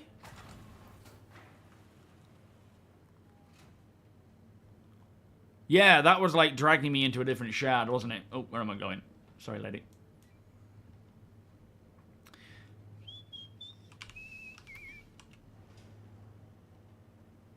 Oh, you got an OLED 49. So, which one did you go for? But yeah, as I say, I just have mine sort of plastered to the side, my taskbar thing. Oh, okay. The flipping heck was that? So, are we to join this new server? Let me know and resend it before, before you resend it, just so I know to click it. Yo, Hoons, how you doing? It's the only way to play Star Citizen. Dudes aren't required to remember each other's birthdays. No, well, yeah. My family comprise... Well, obviously there's ladies in the family, but generally the same generation of kids. My brother and our two male cousins. And the ladies in our family, like partners and so forth, are like, we need to do something for the birthday. It's like, nah, nobody cares. Nobody flipping cares. We'd rather forget that it's our birthday more than anything. Not that that's the case with APOC. The ROG Swift. Rejoin on you. Okay, how do I do that? Can I just go this way? I don't know how to do it. Do you mean go back to the menu? Yeah, okay. All right, proceed to the menu, guys, and then rejoin a Deacon on the new channel, on the new server. TV in your bedroom is 50-inch. I know, it's crazy. But that's kind of different, though. It's not widescreen. Like a 49-inch widescreen is very letterboxed, whereas a 50-inch or, 49-inch TV is more square, isn't it? And you went for ultra-wide, so it'll certainly feel different to Oh, should I have accepted that invite? That might have confused things. Yeah, we have like a 56-inch TV, I think it was. But that's like a big square. And then, yeah, my monitor's 49-inch. So technically the size, like, width-wise, it's long. But yeah, it doesn't quite translate the same. Curtis07, welcome. How you doing? Yeah, I don't know what happened. I mean, walking around in these stations, there's going to be all sorts of crap on the floor. I'm surprised people haven't had more injuries.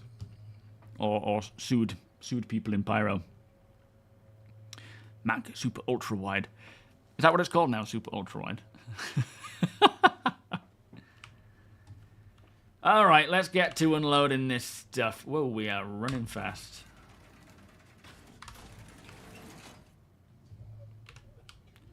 Apparently there's no oxygen around here. Don't know how she's surviving.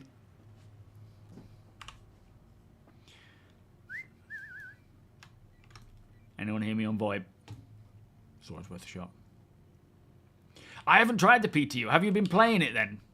How is it feeling compared to 402? I will certainly jump on at some point.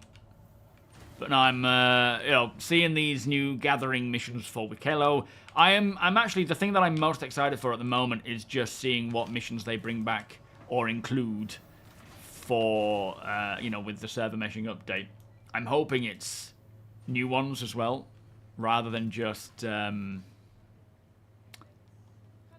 few old ones, but it might just be old ones getting them up to snuff. It is quite big, yeah. It was quite beneficial working with my brother in this. He works in a TV shop, selling TVs, white goods, and all sorts of stuff. So what would often happen is, not often, but if there was like a product that or an item we're taking out of someone's house because they're getting an upgrade or a new item, I would say, could I buy that for cheaper if it was better than what we had at home. So we ended up with a washing machine, a TV, and yeah, there's 56-inch, no, 56-inch. I think it was Panasonic. Quite a beast. It's old now, though. It's not OLED or anything. It's really old now. So, yeah, but it's done us proud.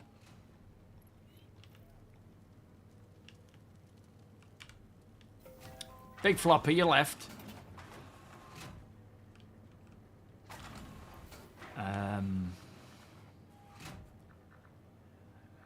Deacon, there we are. Board Gamer's saying the devs might change it to where you lose your weapons, though. Oh, is this to do with... Oh, wow. There we go. Oh, no. Yeah, I mean, to be honest, I would personally rather that they just get rid of this tier 0.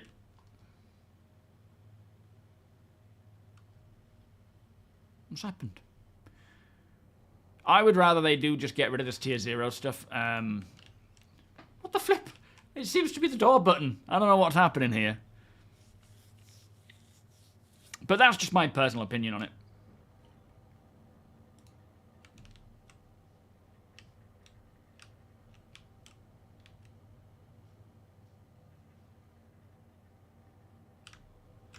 I can't seem to get in. Every time I press the door button, something weird is happening here. I've not seen this issue before. Yeah, it's now a light switch. If I press that door button...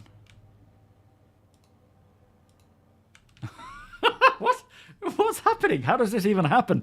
Bolting, how you doing? Welcome. What do you guys think of the new body loot system in the PTU? Personally, I'm not opposed to the end goal, but I do think there needs to be a good sense of loss and whatnot. But yeah, I'm going back to the thing and I'm going to try again. Try a different elevator. The tier 0 is kind of... It provides something for those who have been wanting to use... sub-armor and things. It provides them a benefit, but it also takes away from a bit of a fundamental part of Star Citizen, which is that sense of loss.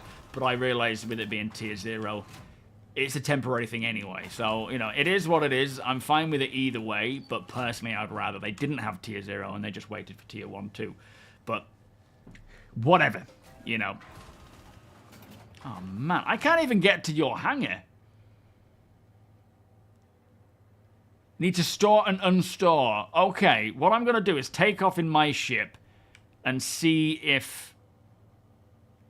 if I can join in yours by landing. Are you having to come out of the hangar now? Yeah, the good old player versus elevator jobby.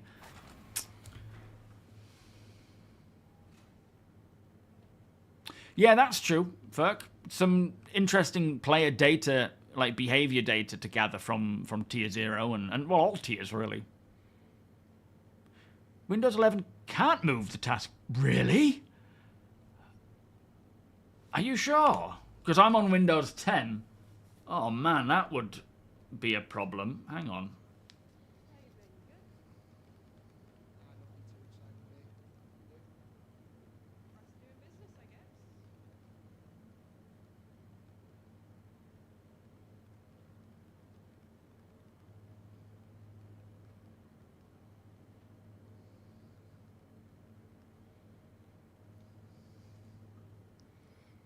Hello, Joe Wick.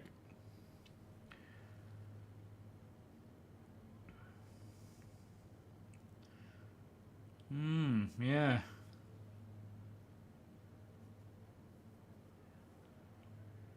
So you can get third-party tools like Explorer Patcher, Start All Back, or Taskbar 11, which can restore that option, but that's really annoying. I didn't even know that was the case. Wow.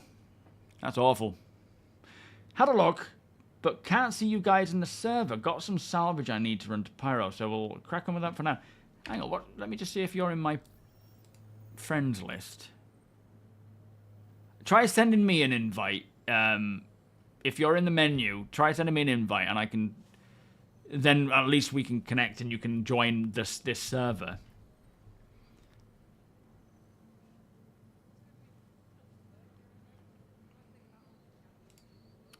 Problem is, my friend's MobiGlass tab has been really buggy of late. I don't know why. Chris T, you're more than welcome, my friend. Thank you so much. It helps you fall asleep. Oh, fair enough. I can't send friend requests sort of from here while I'm in game, but if you want to send me one, you know, I will accept, and either this time or next time we will invite you in.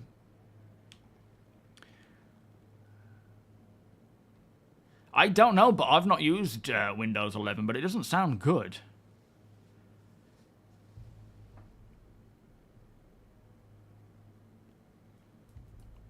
For me, the game is a giant time sink, so dying is a massive loss in time. Time is gold when you have a full time. No, absolutely.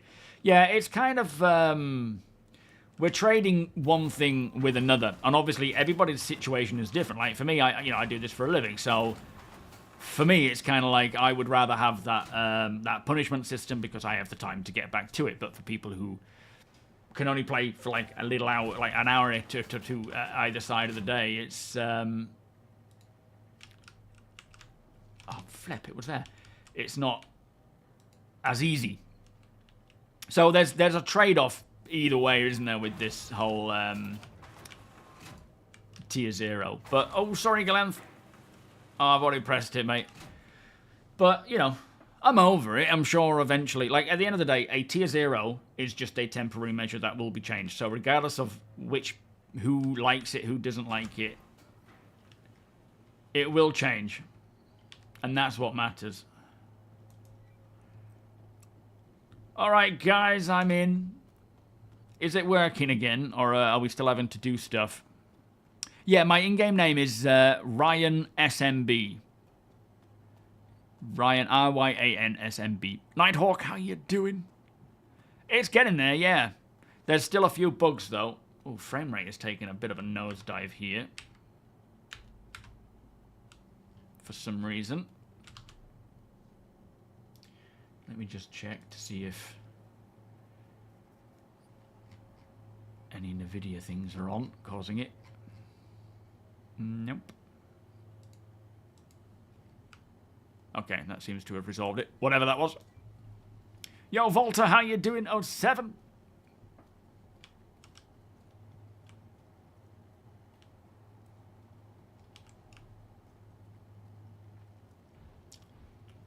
So what's happening? Lost all the Atlas. Oh, you're moving it forward a bit. All right, I'll move out of the way.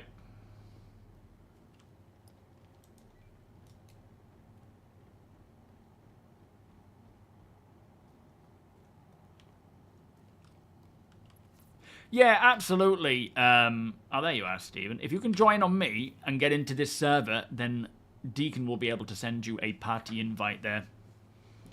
But yeah, use me as, you know, a link to get into the server, and then once you're in, Deacon will be able to find you and send you that invite. RYANSMB, Curtis. But yeah, there's a lot of us all wanting the game to be a certain way. To me, it is always, I want it to be the way, shit, that Chris wants it. You know, that's I'm backing his project. Where a sense of loss is important. But again, they're still trying to balance with the sense of it being an alpha, and there's bugs, and there's death where there shouldn't be, and so forth. So, understandably, it is a balancing act where they can only do certain things in certain ways.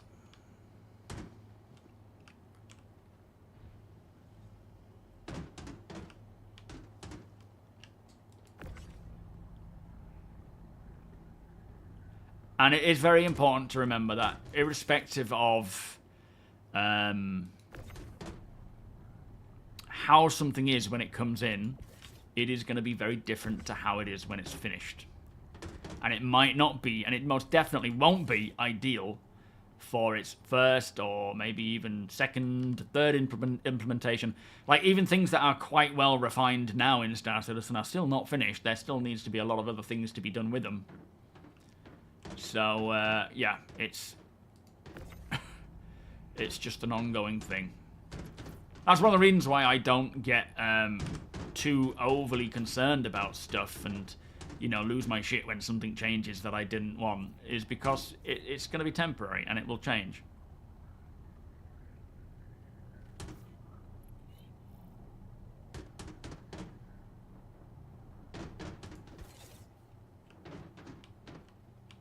Nicely. Oh, shit.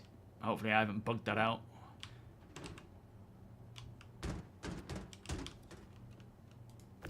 Let me grab that one. Still getting a few problematic frames. It was fine a second ago, and oh, there we go. It's suddenly back on now. Oh no, that's what's happened to this? Okay.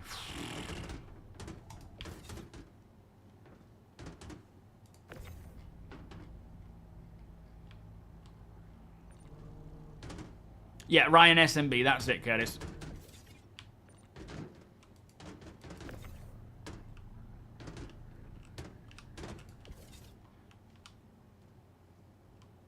Yeah, we have people of all types in a game that is unfinished, and frustrations are had because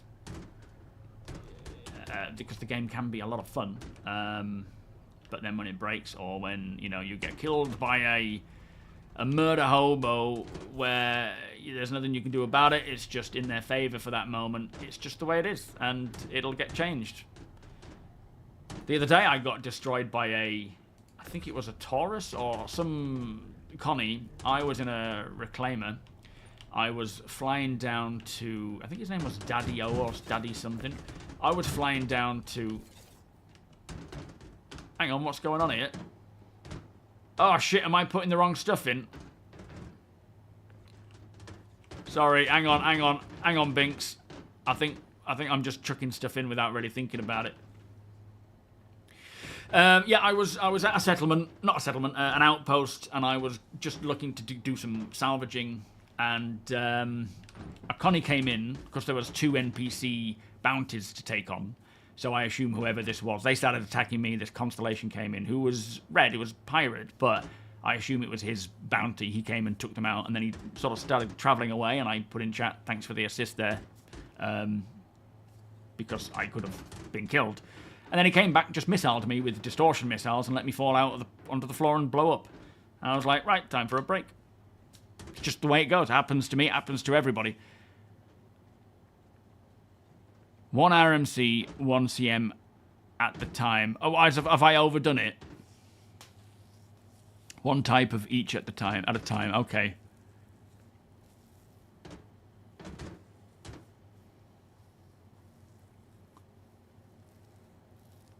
Has anyone else figured out how to pick the monitor starcitizen opens with? No, I haven't run this with a dual monitor. I've only run this as a single monitor. I haven't checked that. You're 30k, Delikai. Oh, man. Just was minding my own business on Microtech and a Star Lancer, and a 600i rolled up and nuked me. No one likes me roleplay. No, it's you know, there's no way of avoiding it right now. There needs to be more systems in place that will stop that from happening, but we don't have that at this time. So it's just a case of eventually it'll get there. You play when it's fun. I stop when it's not, or if I've had enough. But that doesn't take away that, you know, I'm having the best gaming experience of my life with Star Citizen in these sorts of moments. But it's not every single time I play. Someone buccaneer rammed us and blew up your reclaimer with 200 SEU. Lost everything, 2.5 hours of work. Yeah, it's annoying as shit, but until we get more of these other systems in, you know, we are playing an alpha, we're playing a work in progress that is not finished. It is the nature of the beast. Doesn't make it any easier or any more, you know, it's not like, oh yeah, fair enough, I won't be angry. Of course you get angry, but for me, it's just like, well, I'll have to try it again later when I'm less annoyed about it. Right, I'm gonna go have a wee, actually. Ooh, that was close. What's that you just crushed? Someone's helmet. Okay, it just bounced out. That's alright. I'm gonna stand back here and just get some good visuals of everybody working away.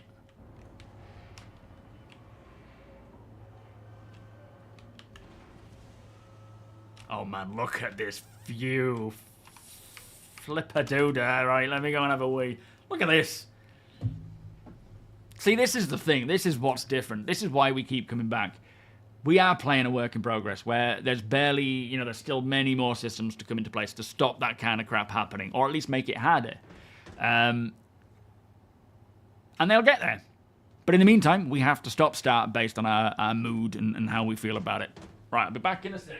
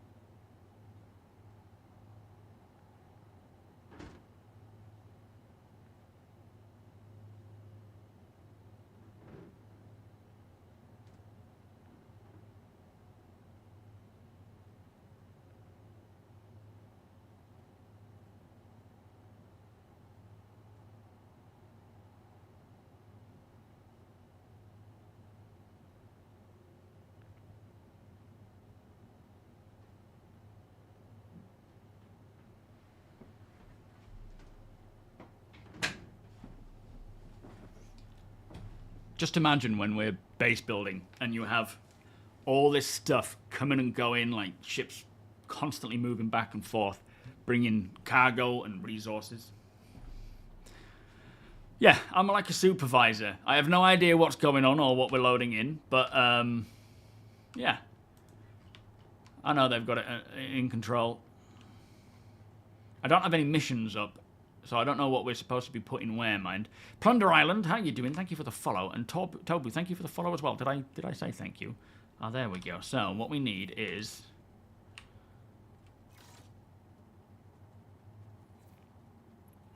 what have we got here? That's RMC. I'm assuming all of this is RMC? Yeah.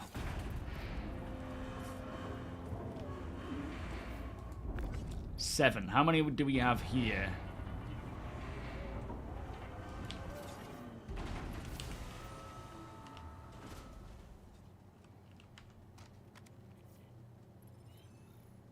Oh, that's 16. All right. And we need 7. Does that work, Mighty? Is that enough? Or is that too much?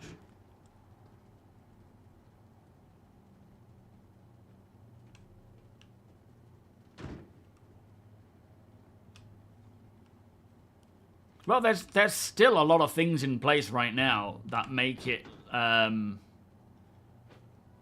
less dangerous, like armistice zones, like these artificial armistice zones. Welcome, Plunder.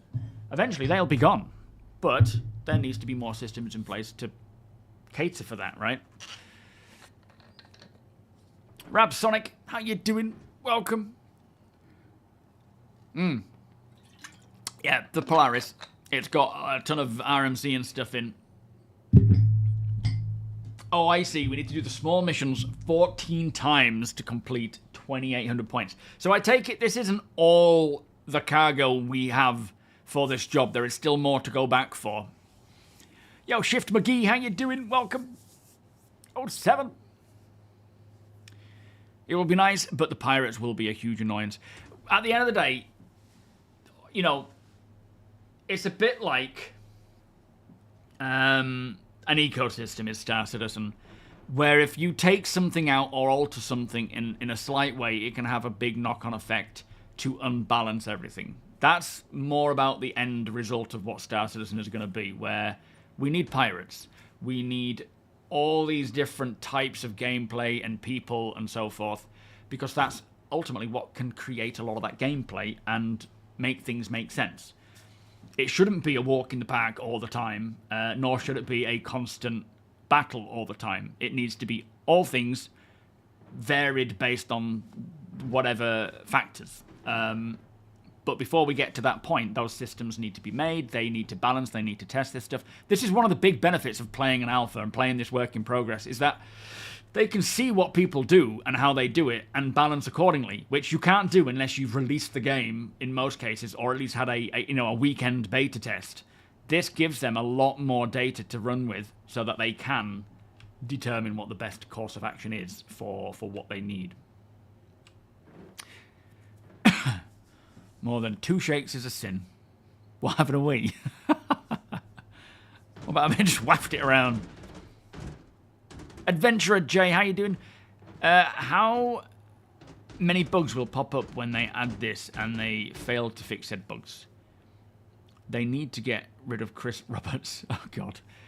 Oh, let's just get rid of him. I can't be bothered with people like that. In fact, I'll do it. See you, Jay. Good luck in life, my friend, with that attitude.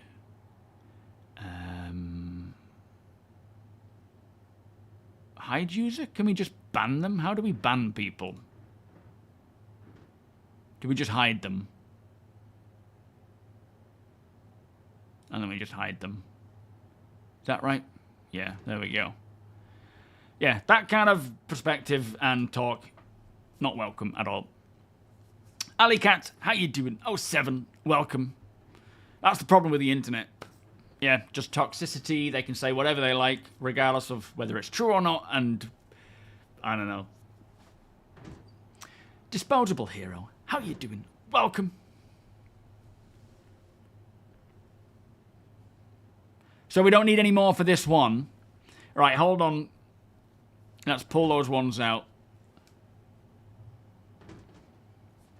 Ubersmith will be nice once there are NPC ships as pirates as well as transport to be pirated.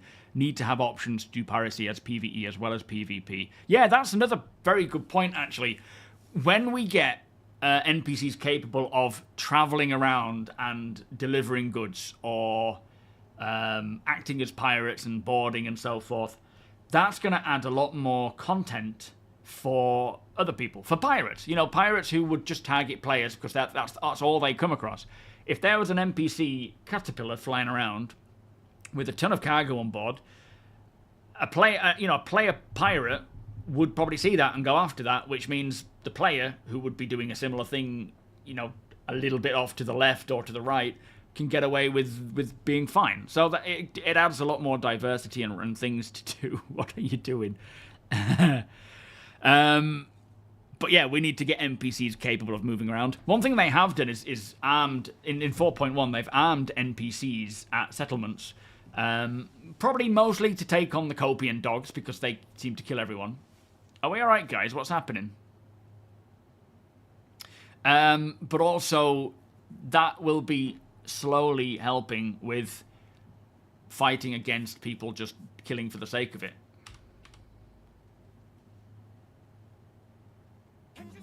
Waiting on the next mission? Or to pop up? Are we just waiting for that to pop up? Okay, I'll stick back at this. Plunder, thank you so much for the sub, my friend. Beers and party, please. Thank you so much. 07 to you. G-Sharp, welcome. 07 also.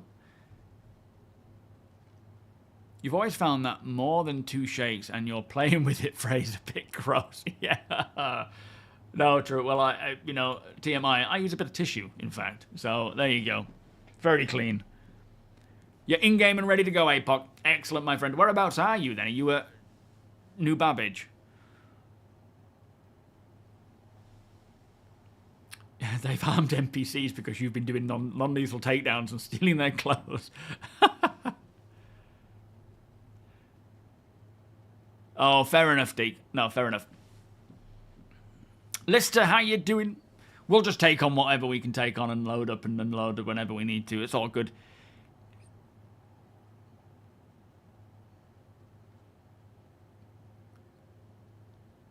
Who was responding to your comment? Was it? Well, I mean, what he was saying was just dickhead comments anyway, and I can't be bothered. As you know, we do not have dickheads in chat. Simple as that.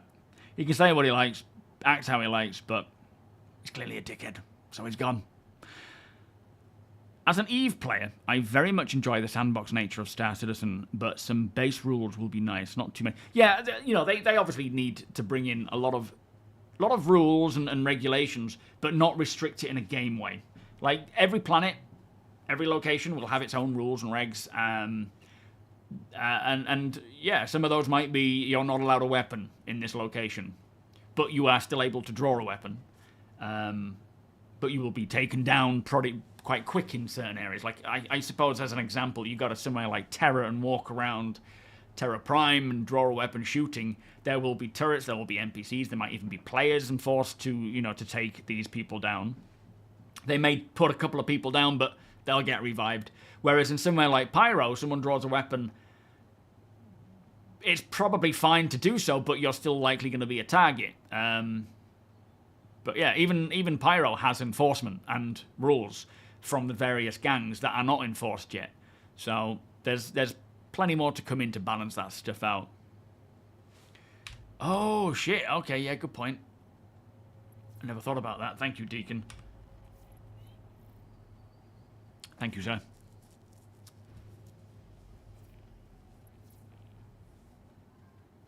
All right, 14 and 7.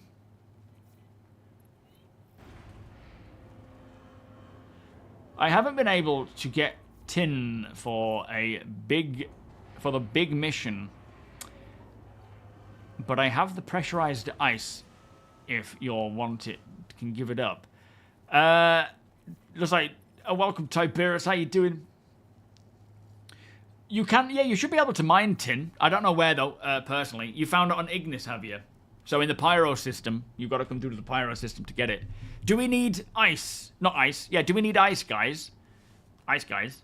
It's not like the Zeitgeist. Because TOBII has some ice that we can borrow. Not borrow, we're not giving it back. That's not how this mission works.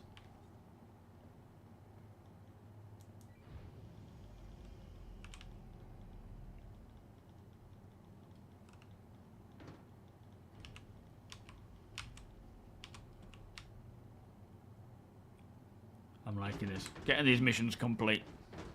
Just RMC and CM for this location. Fair enough. I can imagine if you're shooting people in a gang-run airspace, be it outpost or a station, the gang will want to respond to that depending how high the player rep is with the gang. Yeah, absolutely. I mean, and also, they may have a rule where you can't just open fire in their own location for it being against their rules, regardless of what a player rep is, you know. But yeah, it's important. Corundum and Copper, and then RMC and CM. Okay. Would they? Are they going to change the cockpit bridge lighting? In real life, it would be dim, especially. So actually, I mean, I in terms of like brightness and exposure and whatnot, I'm sure they will keep tweaking that to make it right. Not to mention, we will have the option to turn. We do in certain ships, but to turn lights on and off inside our ship as well. The UI definitely needs some form of like option for dimming or brightening, but we will also see global illumination be a big part of that, where lights reflected off of planets and so forth will bounce into your cockpit and whatnot. But yeah, I don't know when. It's one of those sort of ongoing things with the lighting team and the art team to make it look better.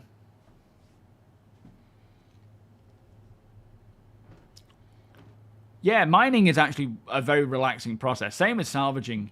Rock mining is quite fun, but you do have to navigate planetary surfaces in a vehicle that sometimes doesn't like maneuvering too much. You think you've joined? No, we're not in Grim Hex. We're in Pyro. What's your handle? Can you invite? What is it, Stephen? What was it again, Stefan? Tardux, thank you for the follow, by the way. Welcome. And Nail, welcome. No, I haven't tried anything in 4.1 yet. In fact, I went to Mikalo's location and then realized that I couldn't get into the place, his place of business properly, without having all those pieces, I think. So I ended up getting out of there. Hawks, 07, mate. How are you doing? Deacon, are you able to invite Stefan the Great? STEFPHON. He should be in our server now. I'm hoping he is.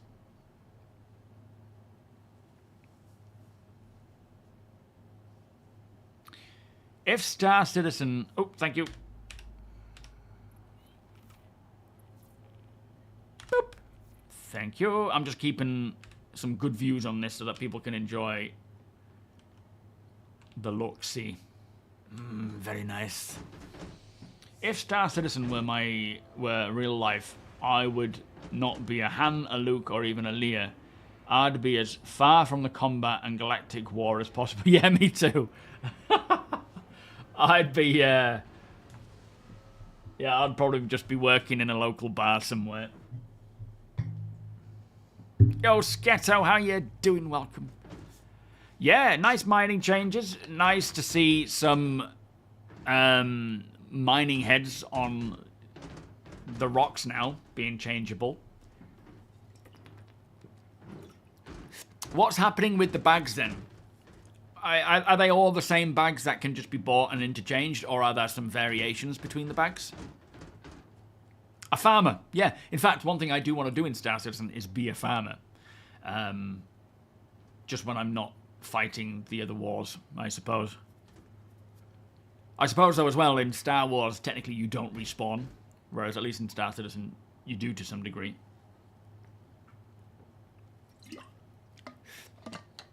Not locking to the grid? What do you mean? Yo, Tardux. Star Citizen always looks great. Haven't touched it in about 6 months. Is it a good time to come back? Yeah, I would say so. I mean, what was it that was stopping you from playing last time? What was putting you off playing, or what was, you know, the frustration? They are slowly getting on with the bugs and just chipping away at all the issues that we've been dealing with, prioritizing things like the transit system, hangars and ASOP and things. Not that they've fixed all of those things. They are looking a little bit better at this time, especially, you know, elevators. But there are still issues with them until they do the refactor. So if it is those that's been really causing problems, you might want to wait for a full refactor before jumping in. But the smaller bugs, those annoying little issues that have been around for a while, they've been sort of chipping away at those as well. But yeah, let me know what it is that you specifically didn't want to play. I mean, it could be just the game in general. Whack-a-day. We are currently putting together a new 4.1 build for a potential PTU release later today. Thank you, Johnny. I assume that will be the message we see for the next couple of weeks until they get to sort of end of March.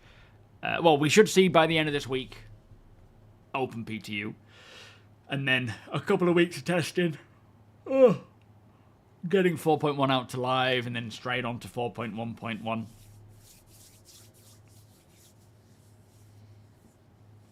I'd definitely put some missions of Rantadung for my biodomes in the future. Yeah, you know, that compost is great. You want to be the assistant manager at a Kelto. Not even the manager, just assistant manager. Yeah, I like Kingdom Come 2. Just got sucked back over to Tarkov and been itching to play something else. Yeah, absolutely. Kingdom Come Deliverance 2 is a really cool game. But it might not be for everyone. It's a very different game to most, isn't it? I would say download 402 and just give it a go. See if it is fun and enjoyable or if it is a pain. And if it's a pain, then yeah, avoid and take a break until maybe try 4.1. This year, their aim is to get it playable and stable, right? So fixing as much as they can. Eventually rolling out the, they're kind of band-aiding and hot-fixing things like transit and ASOP and Hangar issues while they work on a proper refactor for them. But ultimately, it feels a lot better than it has in a long while. Not to say it's at all finished, polished, perfect. It is by no means anywhere near that. And yourself, Plunder, thank you so much. Oh, is Stellar Fortuna out now? Okay. I think we're just waiting for the next mission to pop up. Hello, Wardeer. Surround sound for Wardeer. Cool looking guy. Oops, sorry, bit bright. Tardux, thank you so much for the subscription, my friend. Much appreciated. Don't hurt me if it turns out to be crap still, though. I am not viable for any accidental recruiting or disappointment for when you get back in again and it's just as bad as it was. Now that I've got your money, truth be told, I would avoid it altogether. I'm only joking. Taking a break is so much more healthier than being angry about things that one considers broken or bad game design. Yes, absolutely. And that's the thing, a break is definitely important.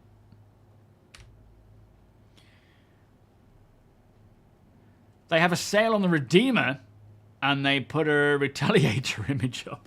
Oh, no. Oh, dear. Yeah, there's a lot of racing gear coming with this. We do have, soon, I don't know when I'll set this giveaway up, but we do have a Mustang Gamma with the Murray Cup paint, a Murray Cup racing helmet, suit, and rifle, with a game package LTI to be given away. So we're getting some racing suits. This might be the start of the rollout for Starware, which, what are we getting? So there's Origin, Murray Cup, and Star Kitten racing suits and ship paints. There's a bar crawl screenshot contest, which is pretty cool. There's new Fortuna paints for the Mirai Pulse, the 72 Archimedes, and the Mustang, or Mustangs, I assume. But yeah, these racing suits, as we saw at CitizenCon, they're intended to be ones that help in high-performance flying or driving. So pulling lots of G's may reduce the amount of pressures you feel from that. So yeah, I'm one thing that I'm very excited for is Starwear because it gives more purpose to everything you wear. You're not just putting something on because it looks the coolest. You're actually deciding and collecting things and items because it has a purpose and it works well and it fits the job at hand. And when it comes to like racing, I'll have my fancy racing suits in one area of my hab next to my Fury LX and Pulse or whatever else I have. Oh, it shows that maybe they've changed it. It might have been accidentally the Reclaimer until... Sorry, not the Reclaimer. The wrong one at the time.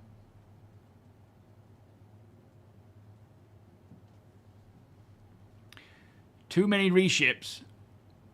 Yeah, there is. There's so many reships. It's crazy. These elevators train us to be more cautious of real-life elevators as well. Make sure they are there before stepping in. Yeah, absolutely. If you can see to the outside or an abyss into the middle of planet Earth, don't go stepping into it, right? Thanks, Wardeer. Very nice.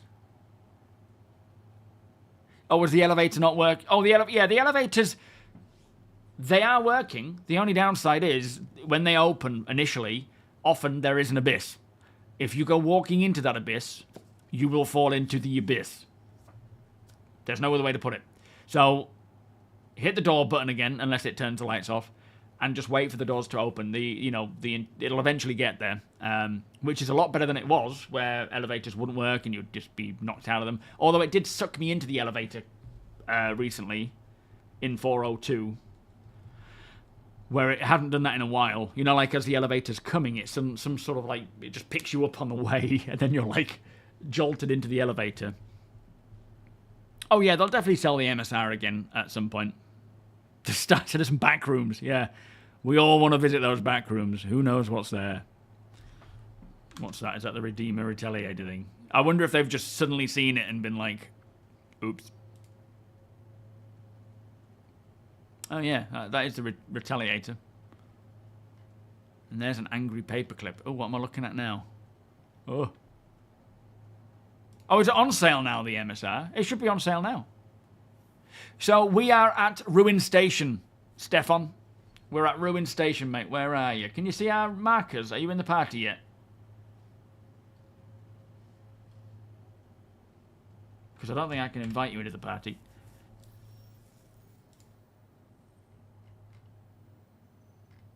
Oh, there you are. No, I can't. Are you able to invite Stefan the Great into the party, Deacon? Yeah, it's alright. There's no rush. You know, this is just part of it at the moment, waiting around. If you could invite Stefan now, that would be great. While we're waiting for these to pop up. I'll get that nice view again. I don't mind. We can chill out and chat while we wait for these missions. We're just completing the, whatever it's called.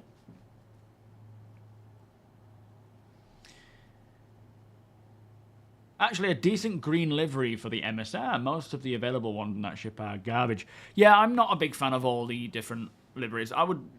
Some of them are alright, but most of them are not my thing. I would love to be able to have like a spray can MobiGlass option and just have actual people who are talented with that kind of thing design some skins. The elevators are spawning under the hangar door. Oh, okay. Is that in live, Ralph? Or is that in... well, I'm assuming it's live. In Pyro, pressing door button shows you Abby's. But pressing relevant person's hangar, then it works. Right. Yeah, I was having that problem, wasn't I? Star Kit and Racing Gear looks good, but I'm a male and not a racer. MSR is the Mercury Star Runner bolting. It's just how we abbreviate some ships. Oh, he's in the party already? Okay. Thank you, Deacon. So, you're sharing. Hang on. All right.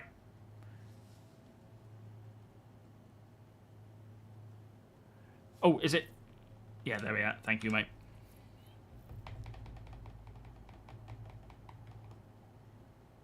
You're watching Joe arrive and then appear below the hangar door. So funny. I don't mind pink things. Doesn't bother me in the slightest. But I personally would rather choose not to. I do like black quite a bit. Muted tones, dark colours, that kind of thing. The Vanguard series as well. Very nice. We'll be done with this Hadonite when the sun is down. Love this game timing. Have you found some Hadonite? Oh, you are lucky. The kit in here, has it got ears? Nice. Are you still trying to get into the hangar, Joe? What's happening, mate? Are you being chucked around? Oh, yeah, let's check the progress and see what's happening. So, journal. Get off of that killing frame rate comms thing. So, completed that for the first reward. Second reward, we're almost there. Third reward, almost there. Nicely done, guys. Appreciate you having me around for this one. It keeps showing you your death. I would offer my services to come and get you, but I feel like I would just probably put myself in equal problem. Is the tin on Ignis ground, hand, or ship? It'll be ship. Yeah, Prospector is what you'll need for that. Right now, there is a bit of a commodity spoiler with what's his face, Wikalo's location. But when it comes to hand mining and rock mining, the new minerals that we have, there are still some that are redacted, which we don't know about. Oops, I didn't mean to move that. Damn it. It's going to remove everything now.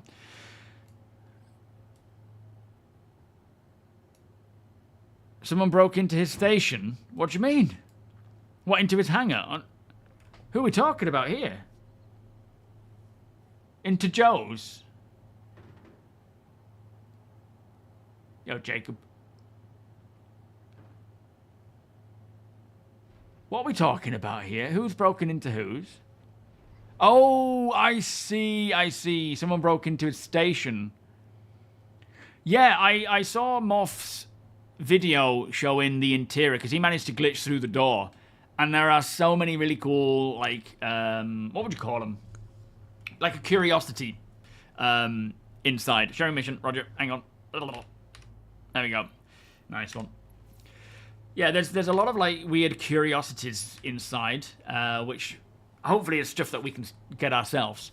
But in terms of the minables that are now available for each thing, so ground vehicles, no longer will you find Aphorite, Dolomite, Hadonite for ground vehicles, for the rock.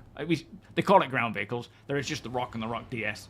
There's probably going to be another one at some point. But we have Beradon, which is an easy beginner mineable, Glacosite, which is a medium beginner mineable, and Fainmaline, which is a hard beginner mineable. They're what you're going to be looking for with ground vehicles in 4.1. There's also a redacted one, which is a medium expert mineable, but we don't know what that's called.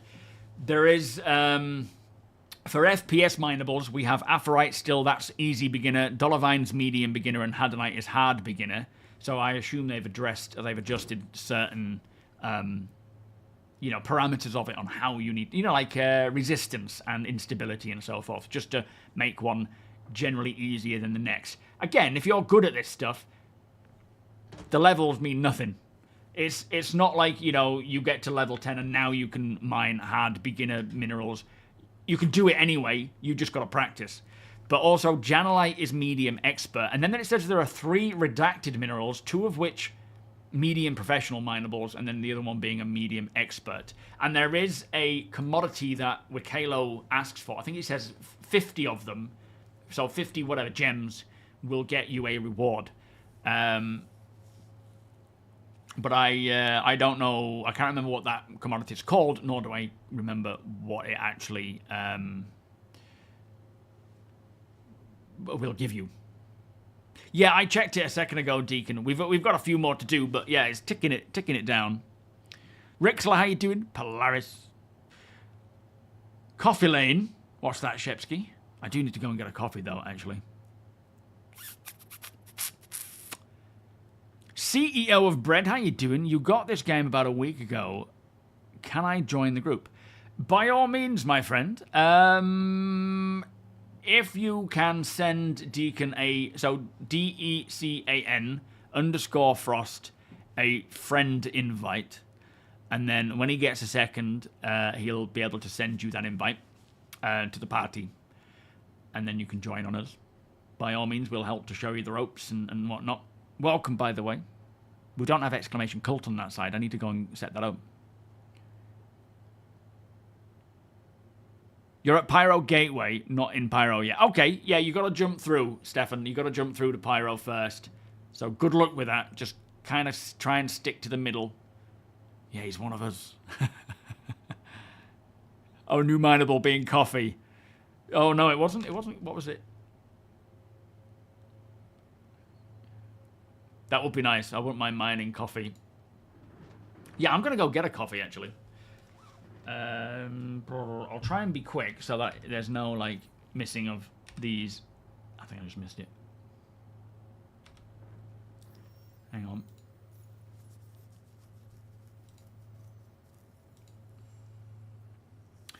Where do I find that? Would it be in comms or journal? Oh, I don't know. I'll go grab a coffee, and then I'll make you all a coffee as well. Obviously. Oh, okay, hang on. Thank you. Alright, I got it. And I'll try and be quick so that I'm not holding you up from sharing the rest. 2 minutes.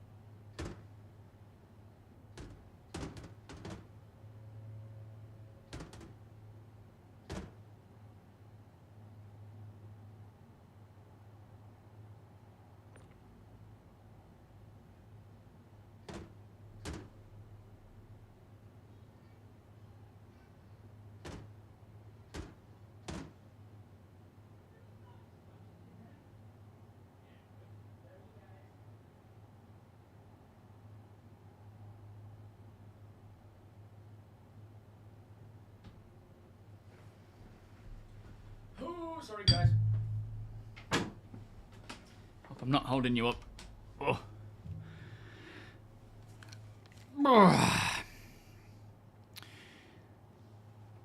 Thank you, Deacon. Apologies there, guys.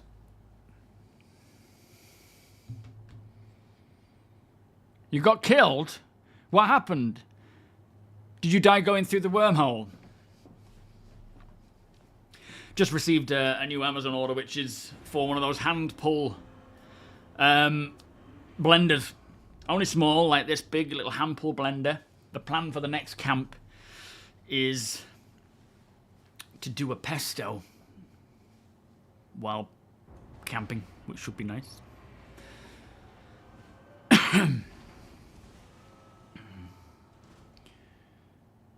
Tea is the best. Don't even try and change your mind. I wouldn't dare. Tea is nice. I love tea. Lapsang or Earl Grey is what I tend to drink. Sharing, thank you. But yeah, I really like tea. But I generally, throughout the day, drink coffee and then tea on the night time. You're vaguely certain your gimpy-ass cat drilled onto it. Wait, what did I? Your keyboard decided today wasn't the day, so I had to get the spare. You're vaguely certain that your gimpy-ass cat drilled onto it while I was up getting a drink because it decided spacebar equals alt. Oh, that's nice. That's a good way of putting it. I like that. What's that about the rail system? I can recommend them. They are cool, but they're one of those things where it won't suit everybody, depending on what you need and on your desk setup and stuff. I still need to do the video on it. I still need to get that last piece. I'll have to nudge Crucian again and see if I can get that sent out. But I've nudged him so many times. So yeah, it's a very cool setup to have a rail system. Perfect for what I need. Ideally, though, I would be able to take them off at the sides, but I can't. But it's fine by me. Double bergamot Earl Grey. But coffee is life. Yeah, it certainly is. Double bergamot. That'll probably be a bit too floral for my likings, but it does sound nice. Thank you, Deacon. Let's see how we're getting on, General. Oh, we are close. Second reward is almost there. We've got 200 points for that one. And then the third reward, we're still a little way off that yet, but it won't be long. We are storming through it, guys. Thank you so much. I'm just providing the angles. You should do an unboxing when you get new camping gear. Yeah, that might be a nice idea. The problem is, it's like a lot of the time, I would get stuff and try it and see how it works before using it in a video. Just so that I'm not walking into disaster. But then it's cool to do like a bit of an unboxing. I'll definitely have part of the channel, like part of the playlist will be like reviews. I want to set up one section to be... do you need hands with this, guys? Oh, I've been awarded the Outcast Shotgun. Nice, thank you. I'll definitely have a playlist of all the different recipes broken down into individual recipe videos. Like I was saying on the first video, for someone to have to scroll through nearly an hour worth of video just to get to the meal bit, if they wanted to recreate it, would be a pain in the ass. So I'll do like a separate video for that, where you can see that. But there will be like reviews, because there's a lot of stuff to be said about the items. And like with anything, starcitizen rail systems and joysticks, not everything will suit everybody. There needs to be a variation of things. So yeah, that will be the plan. Gimpy-ass cat, yeah. Yours rubs on your joysticks. Probably good for AFK. Yeah, that's true. Stops it from going, kicking you out.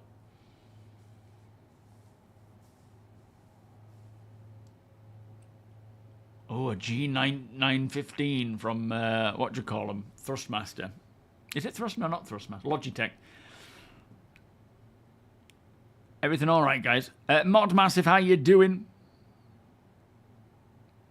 The T16000s are good sort of entry levels into dual sticking. The only downside I found is that when I use dual T16s, both the sensors eventually went, causing like a continuous drift, and then I had to keep adjusting the the dead zone, and then it just kept going. But that happened within the first year for both sticks. On one stick after about 4 months, and then the next stick after about 6 months or 8 months, they both went on the sensors. You can replace them. A lot of people have had their T16000s for years and have had no problem. So they are a good option, especially in terms of the price. But it's yeah, you may I guess in a way you pay what you get. You get what you pay for to a degree. Mine went way too fast, but if you can have them last for 5 years, then that's great. You've had the VKBs for a while, but I think I'm going to do a Verpal setup. Fair enough. Which ones are you looking at? Cooking recipes, Super Mac Broth. Yeah, I will build up a bunch of different recipes. So far, I've got a red Thai curry on there. This one brought a teriyaki tofu recipe. The next time I go camping will probably be pasta alla Genovese, I think. Instigator, thank you so much for the 26-month resub. Beers and party players. Much appreciated, my friend. Jack Axton's cat bought him an ironclad. That's really kind of the cat. Yeah, that's really nice. I wonder if Simmer will be buying me anything for all of the dadding that I've been doing. That's a good idea, Ferg. Yeah, changing the binding so that it's not that or that. Got 14 in the party. Very nice. Yeah, I do somewhat agree. VKBs, especially the NXT Gladiator range, are worth just plumping for. Like, save up for it, go straight to that, because you will not be disappointed. I feel like if you go for the T16000s, there's a chance you will be disappointed if something goes wrong with them. Which inevitably they will, because they are cheaply made, or cheaper made. But it's, the price you spend, obviously it's a lot more. But yeah, I personally think it would be worth saving for.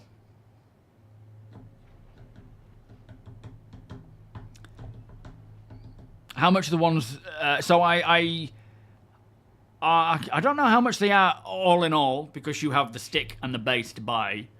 How much is it for a full set of VKB Gladiator NXTs? Have you had your VKBs for 9 years? Those NXTs that I have there, they're 3 years old, and they do not look a day old. Around 400 quid. Or is that euros, dollars, or is it pounds? So for the NXTs, they're $135 each. Is that stick and base? Or is that just one or the other?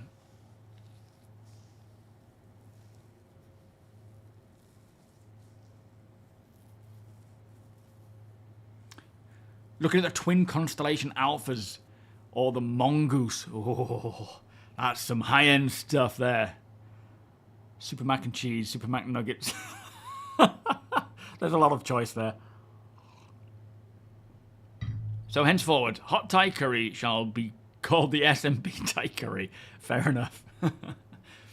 Thing is, all of these recipes are originally learned from Gusto, that I have then adapted myself. I've changed a few things in them to just suit what we need. Plus, Rach has a wheat intolerance, so sometimes we have to adjust things there.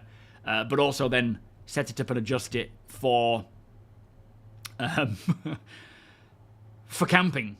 Because as I said in the first video, you can't just be like, right, let me get, the tofu fry in and then put the rice on and then get the stock ready later. You have to start with, like, depending on the pots you have and you know, the room you have to cook on. I had to start with the stock, get that set aside, then cook the rice, and then get on with the rest, because it's just, you don't have instant hot water, you don't have multiple hobs, multiple pans. It's literally like you have to think from start. Like, before I go on a camp, I, in my head, run through the recipe multiple times on how I'm going to do it to make sure that it comes out all right and I don't forget anything. Because you don't want to be in the middle of you know, cooking, and then it's like, shit, I need stock. And then I have to go and do all that. It's not like the end of the world, but it sets you back. Yeah, don't be touching my nuggets. So with shipping and tax, twin sticks are about 400. So, yeah, you're looking at 200 a piece. Definitely great sticks that are, you know, they will pay you back. But it's obviously a big investment. And then if you go beyond, I'm using gunfighters, which is an even more bigger investment should you go down that route. Same with the Constellation and the Mongoose, you know, you're talking a lot more there. Academy, how you doing? Welcome. Yeah, base and grip. Thank you, Sandman. A large, flat wooden bowl, cutting board, plate looked versatile in the... Yeah, that's Kapilka. A lot of the stuff that I bought is purely because I've been watching other people do it. In fact, no, the Kapilka stuff, which I think they're like made originally by a group of people, you know, like not a clan. What am I thinking of?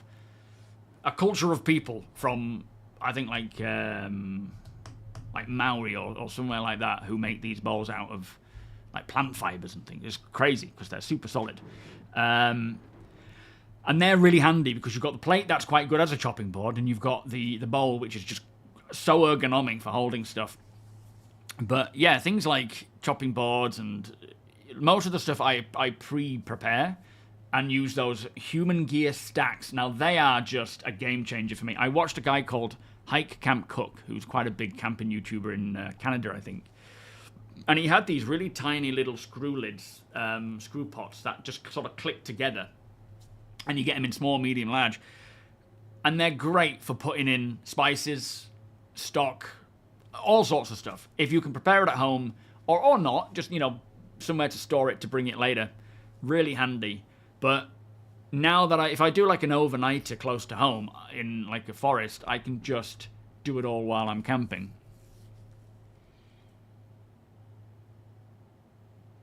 Oh, so $270 plus tax and shipping. Is that for the UK, though? I guess it depends where you are, because we do have to pay import tax. Offensive Winnie, how you doing? Guys, I'm not even owner of Star Citizen. Would like to start. I can see 1, Avenger Titan, Cutter 2, Nomad 3. Which one should I choose, or wait for the event or reroll? Wait for the event. There is a free fly. Has it just kicked off, in fact? I think the free fly has just started. I would say try the free fly, because you get access to a few ships there. You can even rent ships in game to try them out. So rent the Nomad, rent the Cutter, rent the Titan if you can. And see which one you prefer. I would say the Titan is probably the best all-rounder. The Cutter is a nice one for being the most up-to-date tech, and then the Nomad is cool for carrying a decent amount of cargo and a ground vehicle. Not one is the best, it's kind of like trade-offs. Oh, you had a Warthog before Verpal, but Verpal is way better. Yeah, you know, you've got like these big companies like Thrustmaster and so forth, who make like good sticks. Obviously, they make good products, but the thing with like Verpal and VKB is a lot of them are really tailored for and built with Star Citizen in mind. I mean, don't get me wrong, Thrustmaster are building one with Star Citizen in mind now, but whether they can, I assume they should be able to, obviously, compete with people like Verpal and VKB, then we'll see. But yeah, I've never had any problems with VKB, so I'm sticking with them for now. Anything else you need beyond flight sticks? I mean, you could look at a head tracking option, mounts, GameGlass for tablets. There's a lot of stuff you could go, you know, routes you could take. But it's up to you how much you want to spend and get into it, you know. So UK price is 205 per VKB Gladiator stick, plus whatever shipping would be. Right, yeah. Yeah, the Intrepid is a good one. The event, I think it started, hasn't it? There's too many cat drool typos going on. Yo, Castellian, how you doing? How's the actual event started? Oh, sorry. Thank you, Deacon. Sorry, mate. Sorry, guys. Extra switchboards. Oh, do you mean like Stream Deck? Yeah, you could get a Stream Deck there, quite handy. If you do get GameGlass, do check out Deacon's Shard. Very, very nice, but we do need a lot more stuff to be exposed to us to really go to town with it.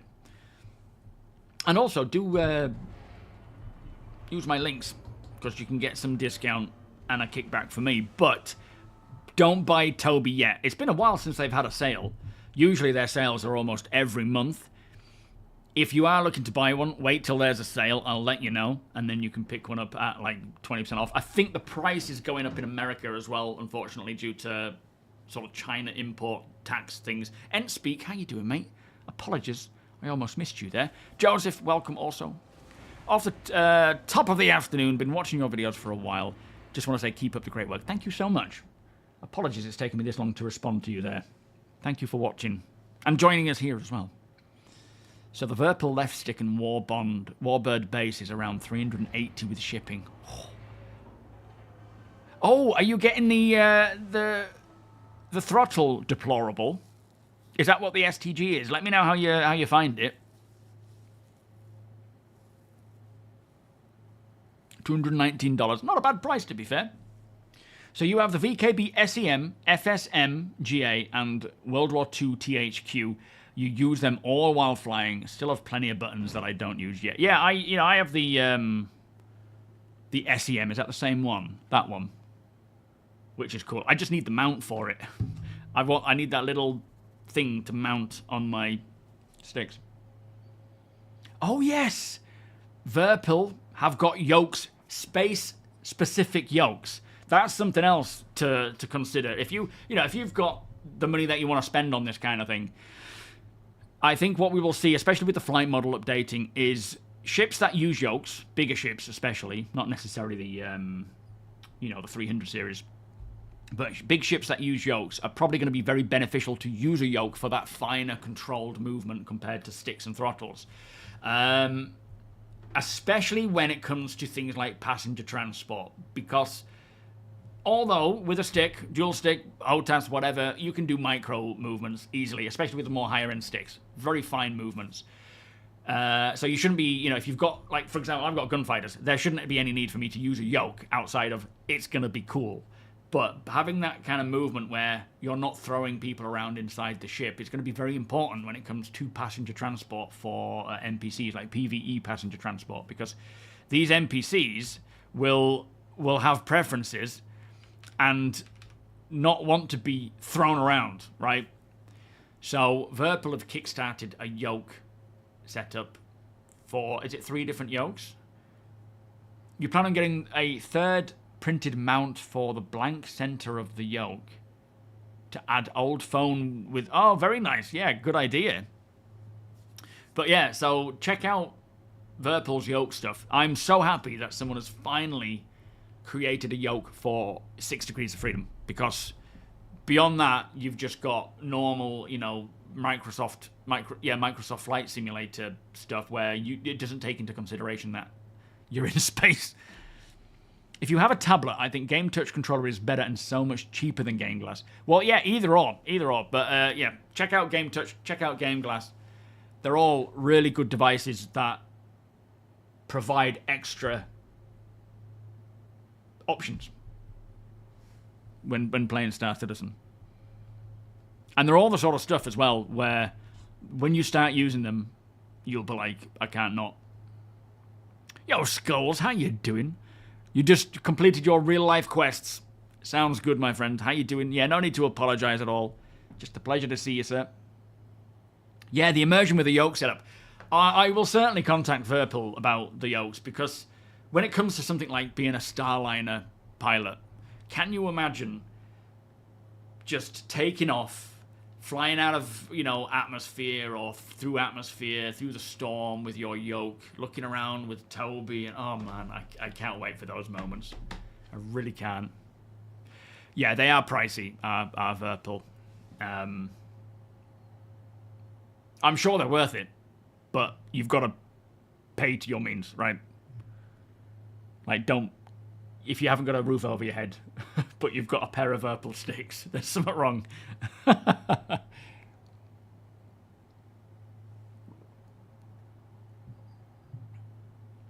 Oh no, Volos, don't worry, don't worry. There's probably plenty of multi-tools around us. It is, Shep. I mean, it's not quite there, Star Citizen. It's coming together. It definitely is. With each patch, especially this year, we'll see it come together a lot more. It's as if, like, over the years, Star Citizen has kind of been sort of ripped apart with many more tears, you know, being visible, causing the problems. And now they're just sort of patching it back together again. It's not going to get fully fixed, fully, you know, done until later on, but it's coming together. Yo, Sredna, how you doing? Wonko, welcome, guys. Oh, 7. Yeah, flying any ship with actual sticks, like, you know, mouse and keyboard, there are plenty of pilots out there that are very capable with mouse and keyboard. But, yeah, flying with sticks and peripherals really does elevate the whole feeling more. Try and change this angle with this cargo. I'm just a really tall giant. I'm the smartest giant in town. Had that playing all the way down to Liverpool. Look around in the buildings for white boxes. There may be multi-tools and tractor attachments. We may have some, I think Deacon may have loaded some into a box in here. So if you get to us and you don't have one, you can probably go and pick one up there if you need to use one. Oh, so Stellar Fortuna went live 30 minutes ago. Does that mean the free fly is now on then? Yo, Bombcatter. Yeah, no referral bonus this time around, unfortunately.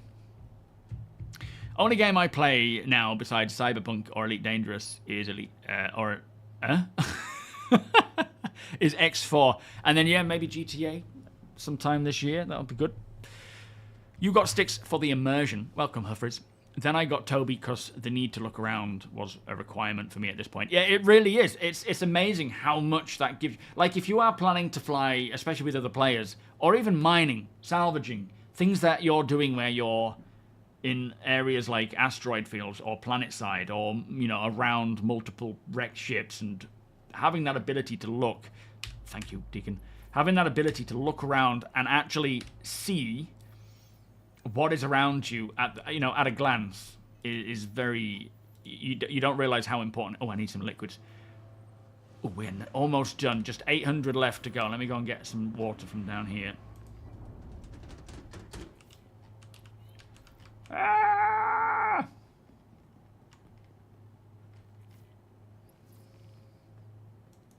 You just got the ultra wide. You can't afford TOBII or sticks yet.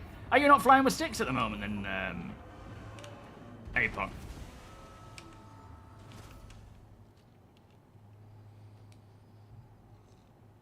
The mole getting 144 SEU changed your life. How much did it have before? Yeah, thank you, Binks.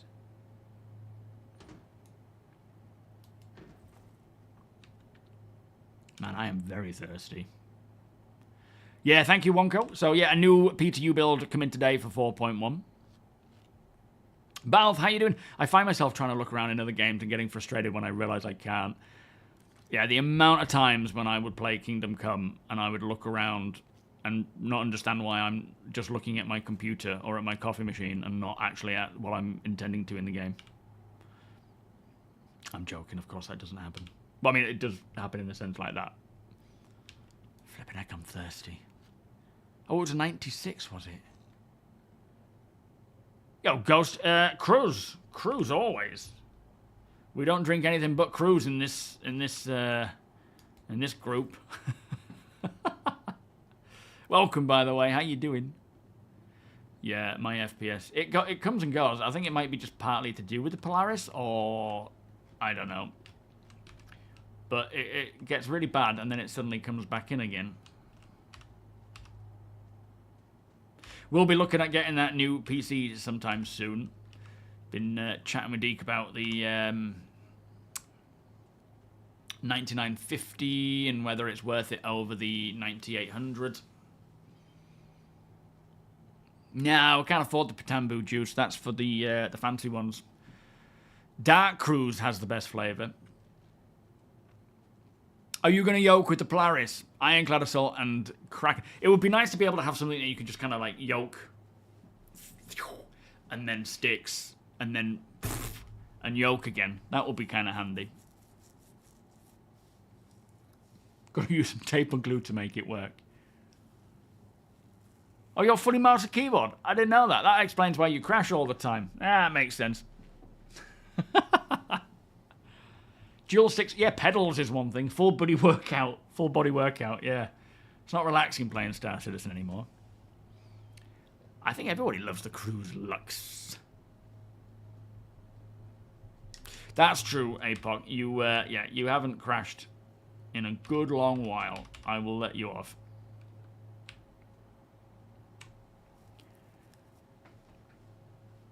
We should shout out your stream, though. Can we shout out Apoc's stream? Or give him a shout out, please.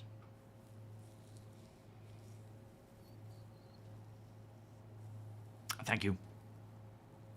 Are you streaming today? I don't know if Rickan's streaming today. I think he was streaming the other day.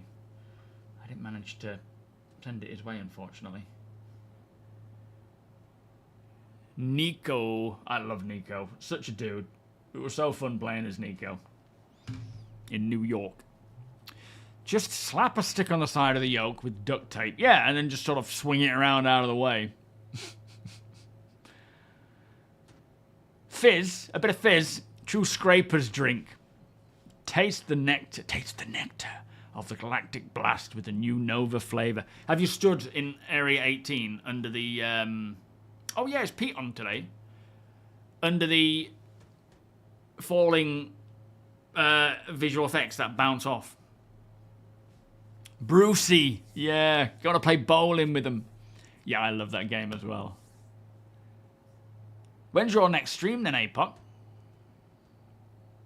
She's staring off into the distance for more than playing. I know that feeling. Oh, it's Piss Poor Pete Wednesday today. Pedals are nice. The more axis on separates on different limbs, the more precision one tends to have. I guess there's a bit of a learning curve with it though as well, but yeah. Gets there. The problem is not just with the PC. The game is not yet optimized, so even if you have high-end PC, your FPS will not be good. True, yeah. Very, very true. It's one of those things where it doesn't matter what you're running, hardware-wise, it can still tank in places. So tomorrow, 9 AM EST, make sure you're watching Apoc. Yes, and a massive shout-out to Sweetheart for providing all of these resources. He had, how much was it? Like, you had pretty much everything ready to be unloaded and taken. So thank you for providing all that and gathering all that and allowing all of us to complete this mission at the same time, which is insane. Talking of insane, editing Cyberpunk role-playing over 150 mods. I remember on Skyrim trying to work with Mod Manager and whatever it's like, Boss. I would install a load of things instead of going one by one and testing that it still works, and then log in and be like, nope, it's broken. Having to uninstall the most recent ones and then go one by one and trying to get it to work so that it wouldn't break. Worth it, but flipping heck, that was a nightmare trying to do all those mods. Tim, how you doing? Been watching since started a few hours ago. Just felt unwell. How you feeling now, Tim? A little better, I hope, mate. You got keyboard, mouse, and Xbox type controller. You could play how you want to play, of course, you know. Do it your way. There are plenty of very capable mouse and keyboard players. Thank you, sweetheart. You haven't played properly since PL dropped, because every time I get my whole list updated, they patch again. PL? What's PL? 2,500 mods installed in your Skyrim. I mean, the game still keeps going strong, doesn't it? Did one of the 13 million missions, and it bugged out on me with needing to turn in 32 SEU. The server crashed out to menu and I lost all the work. Oh, man. Oh, Phantom Liberty? Oh, sorry, the Cyberpunk one. Yeah, I see. What am I thinking? Wasn't there a Metal Gear Phantom Liberty, or am I thinking of... It was something like that, wasn't it? Saturn now has 274 official moons. Oh, my lord. Moony Muck Moony Face, I bet, is one of them. That's crazy.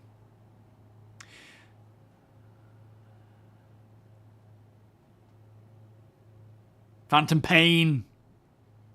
That's the one. Phantom Liberty is the DLC, but Phantom Pain is the one for Metal Gear Solid, yeah. Oh, it is Phantom Liberty.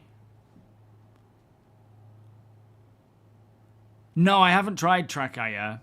In the early days of Star Citizen, not the early days, but relatively early,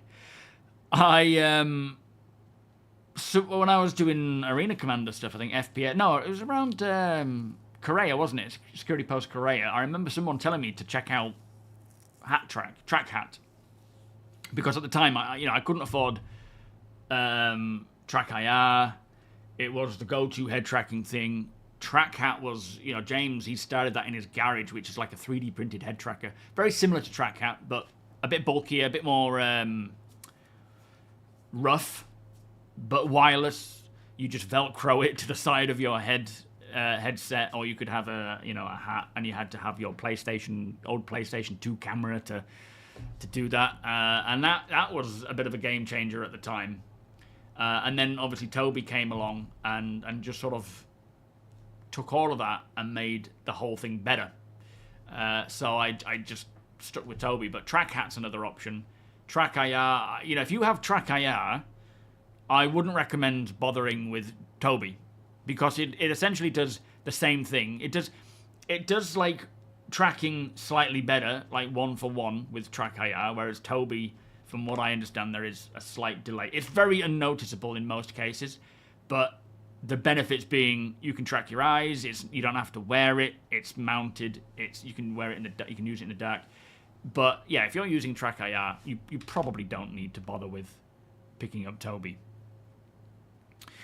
Monitor-wise, bolting, everyone seems to, including myself, be on the ultra-wide 49-inch. I've gone for the Samsung G9, which is the original one.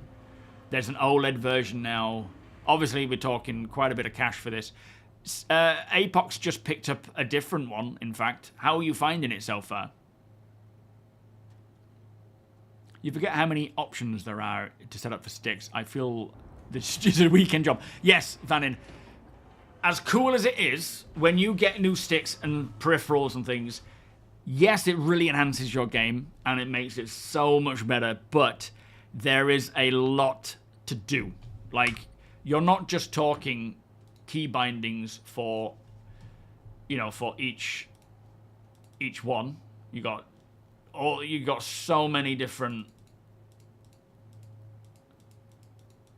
You could have 8 HOTAS sticks. You could have 8 sticks, essentially. Maybe not all that many, but yeah. And you've got all these dead zones. You've got inversion settings, saturation settings, sensitivity settings. Key bindings alone will see you for an age figuring it out. But it's worth spending the time. And then when you've done it, click save, title it whatever you want, joystick. I always name it by what it is. So like if it was the NXTs, it would be NXT New or whatever, or Gunfighters. And then export that to your PC. Like there you go. I've got Gunfighters, VKB1, GameGlass.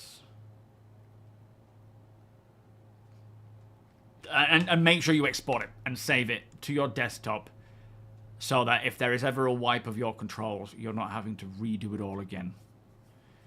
We have lived through those days. Even you know, before we had this Delta patcher, or whatever it's called now, every time there was a patch update of any type, from one PTU to the next, or not, you didn't even have PTU then, you would have to re-download the whole thing, the full game, until they brought out the Delta patcher, and then you could just download the difference. We have been through some, you know, back in the days where we would only get, what, like 17 frames a second everywhere we went. Your monk on rain today? Oh, I love the rain though. Still working on settings. Yeah, it takes a while to dial it in. Yeah, I need to go OLED one day. Deacon is the meth professor. Yeah, lag ski. Yeah, anytime you go through to Levski, it was like, okay, 3 frames, but it looked cool. Do you know Buzzjoy? Not Buzzjoy. Is it not? Who is it? It's not Buzzjoy, is it? It's Buzzkiller, I think. He has some. Him and Subliminal tend to have a lot of like keybind templates that you can use to sort of set up.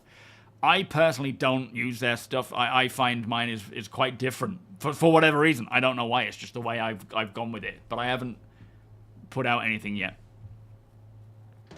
Yeah, Buzz is a killer. Tomato King. Oh, 7, welcome. Download 60 gig with every single pack. Yeah, every time there was a little update or any update, it was a 60 gig download. I had someone from the community who lived in the same town as me actually asked me if they can come over and download the patch using my internet. I was like, I'm sorry. I don't know you well enough to let you into my house to just plug in your PC, and it'll be so awkward. Nice enough guy, but obviously it was a bit like... Nrr. I remember the time when it took 10 minutes to load into Arena Commander. Yeah, absolutely. OLED is the chosen one. No, I didn't buy it. I haven't bought any of that yet. Now it's enabled. I guess I'd have to go and actually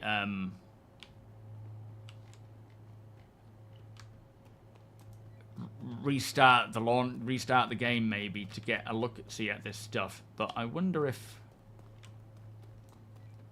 I can actually access that stuff, because I think they've given me access to just sort of take a look at it. You had neighbours ask for your Wi-Fi info. It's like, F no. Don't be ridiculous. Oh, none of it's here. We're not in the... What am I doing? It's not going to be here, is it? This isn't my place. Well, my where I've stored everything. Yeah, can I borrow a cup of sugar? Can I come and download the latest game pack? It's not quite the same as like, here you go, here's some sugar. It's a... Do you want a drink? Do you, how's things?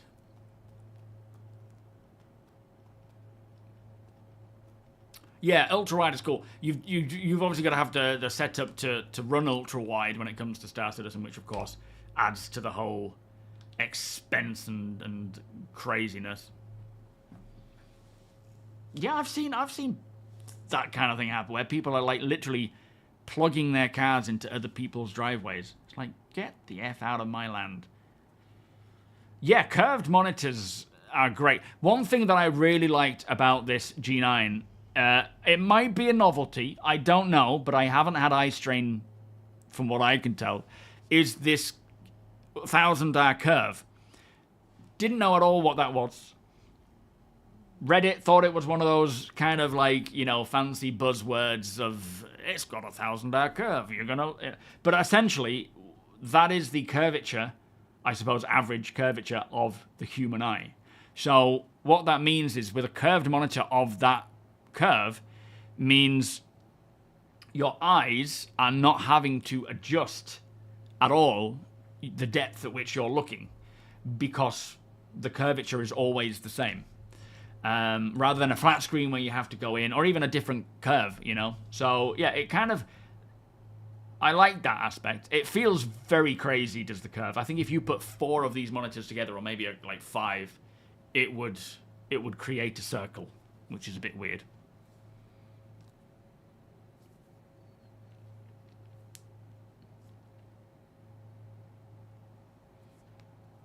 Oh, is that what it stands for? Radius. All right, that makes sense.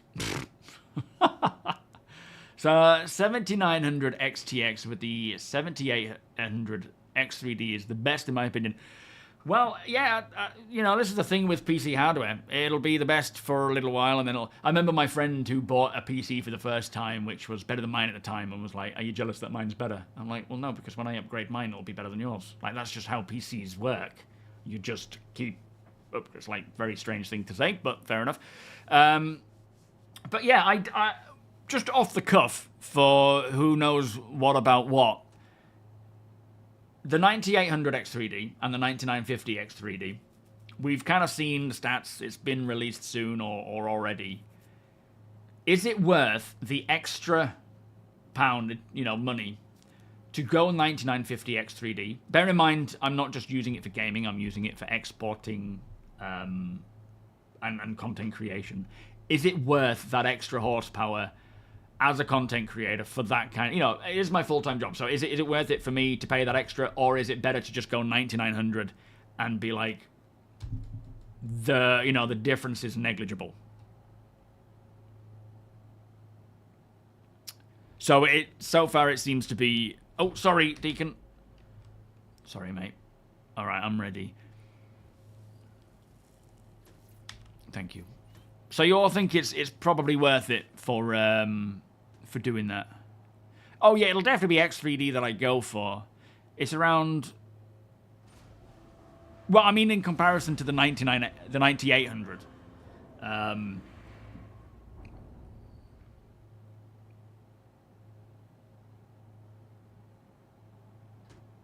The Samsung Odyssey G9. Have you got the OLED one there, Skulls? That's what I'm using right now. Not the OLED, but the normal Odyssey G9. Better for productivity tasks. Will be marginally better for exporting tasks. But for gaming specifically, it's basically the same. Yeah, it's the same in terms of gaming. But like, I think the difference is about 120, 150 quid, right? Which, if you're already paying quite a bit for a CPU in the first place, is it worth plumping that a little extra for that little extra productivity, or is it a waste of money? Phantoma, thank you for the follow. Appreciate that. Thomas, thank you so much. Yeah, thank you everybody for getting me to 70,000 subscribers on my YouTube, by the way. I really, really appreciate it. Get the best of both worlds. Break. What? Get both the 78 and the 98 and the 9950. Is that what you mean? Basehead, how you doing? Oh, you did it solo all the way? Congratulations, my friend. Yeah, very highly doubt would see the difference. That's kind of what I'm expecting. But if it's gonna save me a few minutes, even, you know, like when I do my videos in the morning, I am literally to the point of finishing off the video just before going live. So if that can actually reduce the time in a, you know, enough of a way on a day-to-day basis, then I would pay the difference. Thank you, D.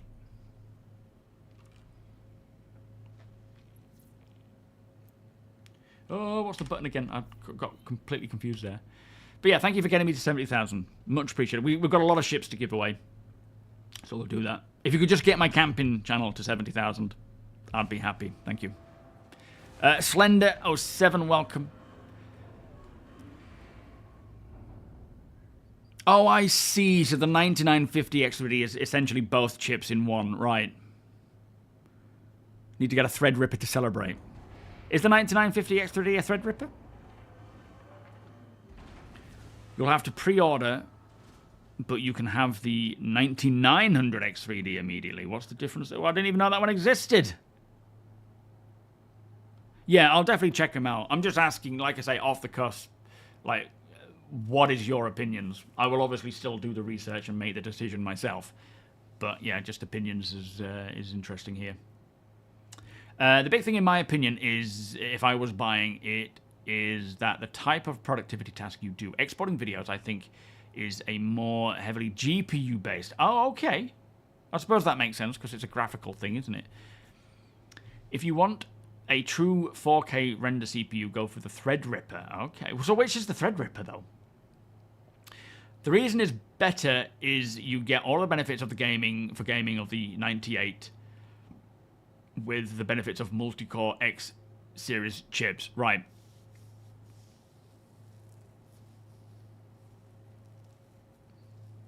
Oh, it's a server CPU. And the 9900 is 6-core, 12 threads. Right. Thank you, Binks. Yeah, we're almost at 70,000 on the camping video, on the camping YouTube. It won't be long. Does anyone know how to open the bar that closes up the back cargo hold of the mole?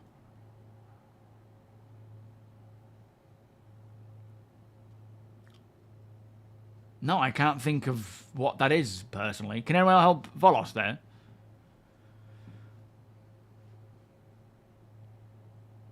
I did basehead, yeah. I've got another video out, by the way. There's a new one just gone up. But yeah, the first one. Whew, that was windy.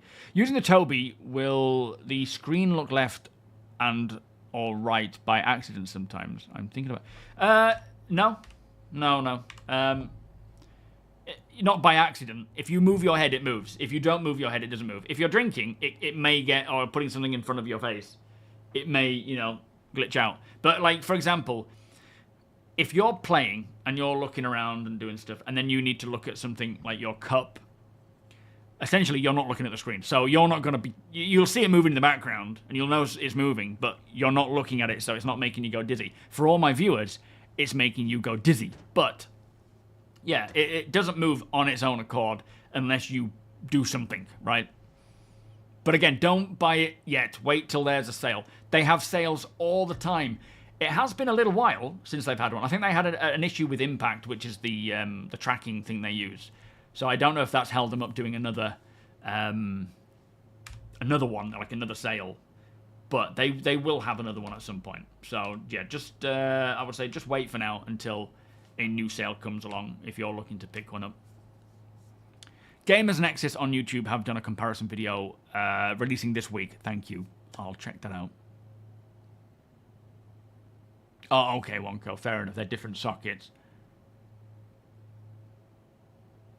So the 9900 X3D is only 6 X3D cores, and the 98 and the 9950 have 8. Right. Yeah, I'll probably stick to either the 98 or the 99 then. What would one need to do to play Star Citizen with you and your crew? Slender. All you need to do is... I mean, maybe not right now, because by the time you get in, we'll be finishing the stream. But all you need to do is, generally, if APOC or Deacon is setting up the play session with the party system, sometimes I'll do it, but thankfully Deacon is generally the guy to handle it, which is much appreciated. You just friend Deacon, so Deacon Frost, DECAN_Frost, send him a friend invite, and then when we're setting, and myself, and then when we're setting it up, we'll send you an invite and you can just join in. Obviously, if not that you would, but if people start acting like complete tools, we'll just kick you from the party and put you in the brig. But generally, you're all pretty cool guys, so or girls. So, you know, if you want to join in, that's all you need to do. And, yeah, by all means, join the org. Technically, it's not a... Oh, okay. Thank you again, sweetheart, by the way. It's not... necessarily, you know, you have to be a part of the org to do it, to be a part of this, because at the end of the day, the org stuff is so old, it needs updating, and it's not that easy. Oh, yeah, we've complete... Yeah, much... Yeah, big thank you. Can we get some exclamation 07s to Sweetheart there, please? Because he has allowed us to completely complete this without having to do any mining and stuff, because he's found all the gear and mined it and salvaged it, and we've just helped deliver it without any problem. So we've all completed that thanks to him. So a big thank you, sweetheart. And yeah, friend APOC as well. Befriend him. Who should we put in the brig? Oh, we've had a couple of people in the brig of recent times. We had that adoring fan. Deacon B-slapped him and put him in the brig because he was prattling around. And then we had that random person just board APOC's ship who we managed to take out and put in the brig. And he played dead, played dead. This clever git played dead, and then jumped me when I went in to sort of check him and drag him out of there. He jumped up and just went all haywire with his multi-tool. It was a cargo moving stream. Yeah, should we head our way back to Stanton then? I think we've got time to do that. I'll go and get my Super Hornet and load it into yours. Oh yeah, you know that's got a brig, right? We chucked him in there. So Rickhan was trying to communicate with him. Essentially, this guy landed a Hornet inside the brig of... Sorry, inside the hangar of this ship. Not in the party, don't know who he was, he just landed and started running around. So the minute we knew that, APOC locked himself into the bridge, and everyone else quickly jumped on board, weapons drawn, to get him out of there, basically. And as we were looking around, I was on the lower deck looking around, some people went to the upper deck, and I heard a lot of gunfire, and as I arrived, unfortunately he had taken out Deacon, but we had managed to put him down. No, I'm at the right side. And, yeah, just tractor beam him into the brig. Is this the medic? Yeah, this is the brig. So you've got cells there. Look, 1 cell, 2 cell. And, which I didn't realise, this is Star Citizen to a T. You've got live camera feeds of each brig. Just so cool. Yeah, we managed to take the weapons off of the guy. Like, these are live feeds. Can someone just come and run into one of the brigs? Into one of the jail cells? Because they are actual working cameras. And this is something that we read about on the monthly report recently, and I was like, oh, that'll be really cool, especially for this kind of thing. And everyone was like, you can do it already in the Polaris. So we could load those resources in, Deke, and then just... yeah, I'm done. My thing has been completed. Do you want to play a game? No, I don't, Alakai. Not when you ask it like that. Worked third last night, so just got bail. Okay. No, thank you again, sweetheart. Really appreciate that, mate. Go on, get in the brigs. Are you ready?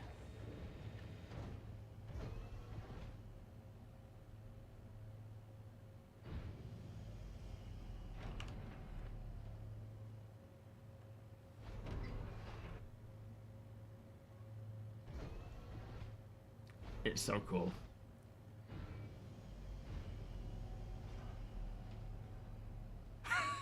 It's just the best thing ever. All right, let's let him out. Let's not keep him in there, poor guys. We're not playing that game. Yeah, it's phenomenal. Right, I'm gonna go get my my ship. Don't take off just yet. I'm gonna go get my Super Hornet and land it in, and then we can fly back. Yeah, he was pretend. We stripped him of his weapons. He kept his armor because I didn't want to look at a naked body in there. But yeah, we stripped him of his weapons. He still had his multi-tool, which I actually didn't realize. Darkskin Deeg, welcome. Yeah, not today though, because we're almost finished with the stream. But next time I'm on, being Friday. Well, Friday we're doing the PTU on Friday. Oh shit! Oh boy! Ow!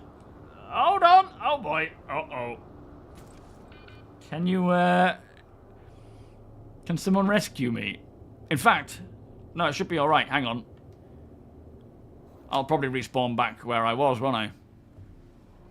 Saves me. It's alright, you take off. I assume it'll actually respawn me. Oh, yeah, New Babbage. There we go. Yeah, best behaviour on board. Otherwise, you're going in the brig. Yeah, I don't talk to everyone like that. His name is actually Sweetheart. Seems a bit confusing.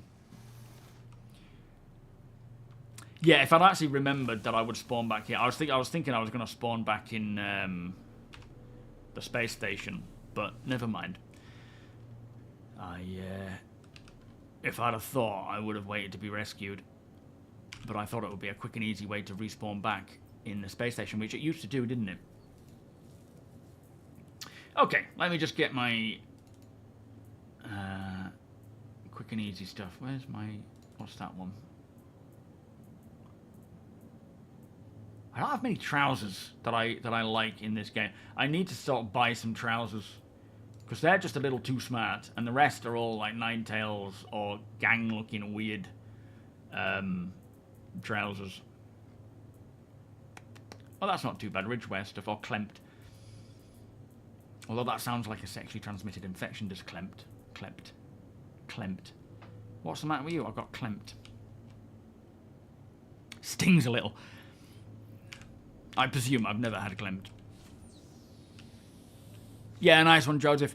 I'll let you know when the sale's on. Because, you know, as much as I can get you, what, 5% off, it's a better deal when they do a sale. You can't stack it, and it's, you know, they'll give you like 15 or 20% off when there's a sale. And you can still use the link, and it'll still give me a kickback. But you don't have to.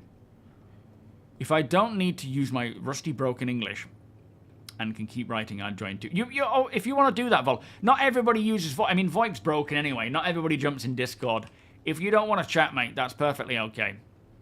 Was going to buy the Connie Phoenix Special Circs in Emerald Green, but forgot it only had 6 months insurance. Yeah. Womp womp. Stay Kuru, welcome. 07.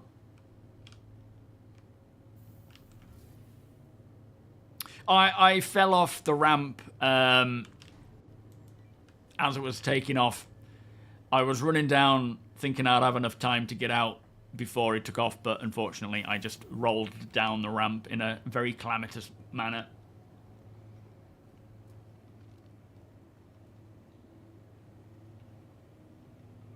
You're new, are you, Darkskin? No worries, mate. It doesn't matter if you're brand new or a veteran. You are more than welcome to join in and play.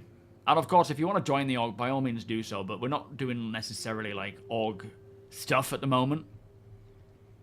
Days since last incident reset. You got impounded because you killed, well, I mean, because of that. Flipping heck. How much is the fine?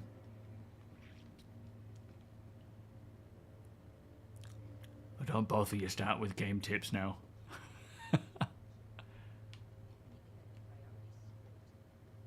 Yeah, sorry. I should have waited. Oh, they're saying that even if I hadn't waited, that would have still... I mean, this is the thing. Without VoIP and, you know, being able to communicate, there's a delay with Twitch. So it's just unfortunate that, you know, we can't always speak that easy.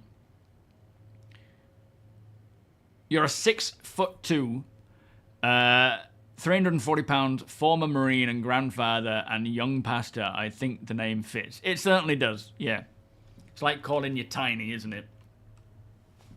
Maybe I'll call you Tiny from now on. Does anyone know if it's possible to tractor wrecks out of trespassing areas? I believe it is. But I wouldn't want to say that with enough certainty that I would take responsibility for what happens if you got a crime stat. I think they brought in some different rule sets, didn't they, where tractoring out of, like, tractoring ships in armistice zones is all right, but whether that's been sort of gone backwards or not, I don't know.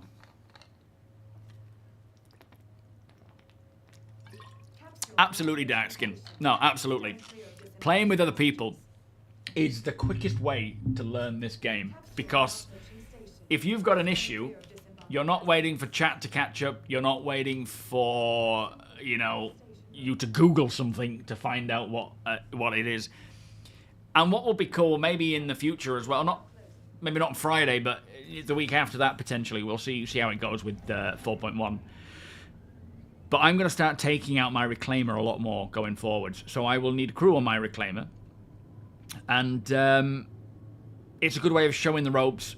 It's not just about, like, learning the ropes of how to be crew on the reclaimer, you know, doing whatever the reclaimer needs. It's also about all the little bits of the game, like how to drink, how to take your helmet off, how to access things, how to draw a weapon, how to lower a weapon, how to wipe your visor. You know, there's so much to Star Citizen that if you're on with just a few of us and VoIP's working or not, it's fine.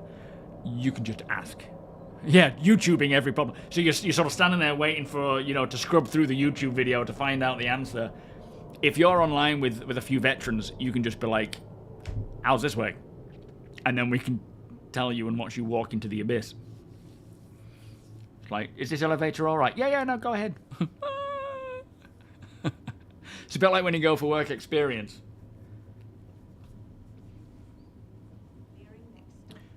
You've dragged them out a couple of 100 yards, but haven't been able to clear the warning. Oh, okay.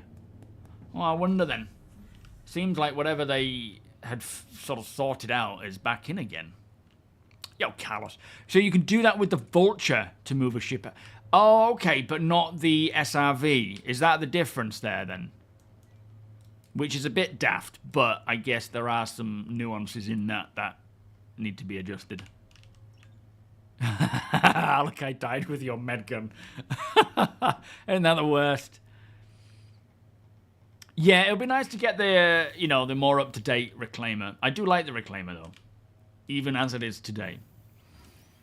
Pity I will be at work, or I'd teach you how to fly the Reclaimer properly. How dare you? That might be a good one to use a yoke for. But in all honesty, you look down at the Reclaimer's cockpit, and it's like, it's dual stick, so maybe not. You was hauling out of Lyria way last weekend. You would have made a fortune. There with the Reclaimer. There's at least 6 to 8 abandoned ships at every outpost we went to. See, that's the thing right now, because a lot of us haven't been going out and off-gridding in places with a Vulture or whatever. There's a lot of things building up. What would be nice is to get back to, I mean, these events are taking up all our time. As you know, I much prefer the organic gameplay than doing these sort of scripted missions. Not that I'm not opposed to them, I do enjoy them, but the FOMO is too great, and I want to get them done. Which means I'm not going out there, but we will do, in the Reclaimer, and we will go and clean up the place. Because we were doing a good service there, where we're taking these ships. I don't think I can access my hangar still. I think that bug is still stopping me. But yeah, we could... With salvaging in the Reclaimer, you're not just cleaning away the, getting money and RMC and having a good time together. You're also clearing the servers of these ships that are just persisting. I know they have their sort of cleanup process, but it makes it so much better that we're helping to just clean these places up and improve performance, especially when you go to... Wait, is this my hangar?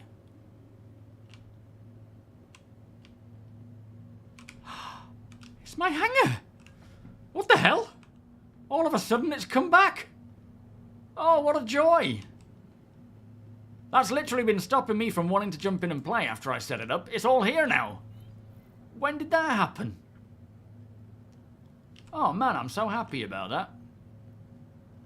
Hold up.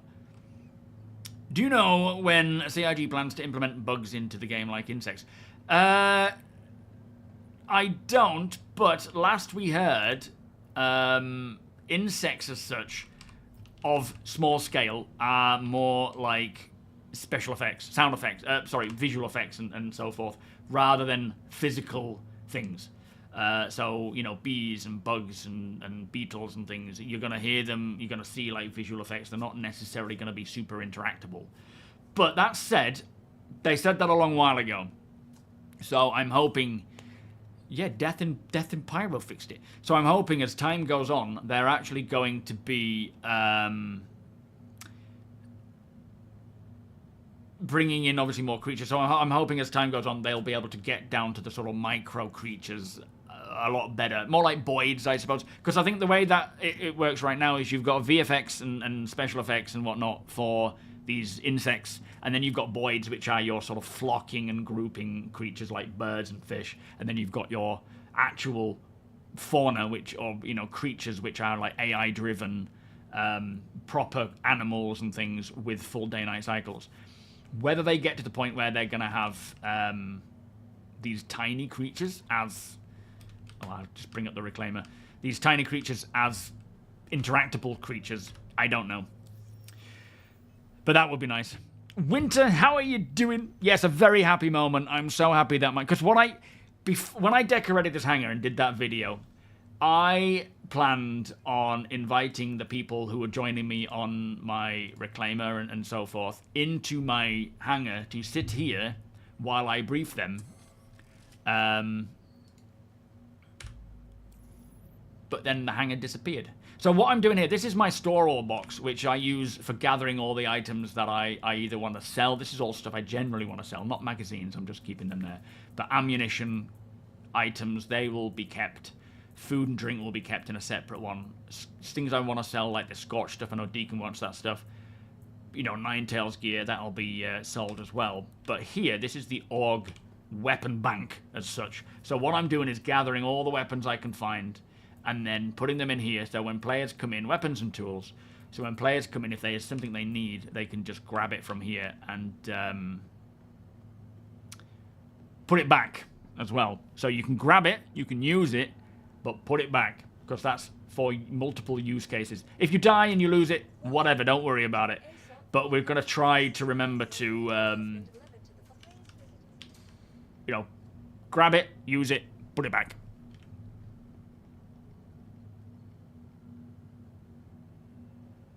Yes. Over the update, we haven't had an update since I decorated this. We've maybe had a hotfix, but nothing else beyond that. But I lost this. There's a bug right now where if you get ejected from your hangar for, like, they call it in a,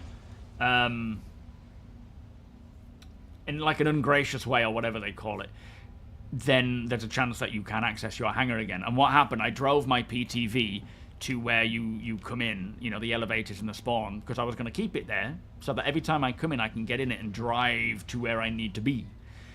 And unfortunately, it said I was trespassing. It took away the PTV and confiscated it from me, that I had to pay for it, and then stopped me from getting into my own personal hangar again, which was very annoying.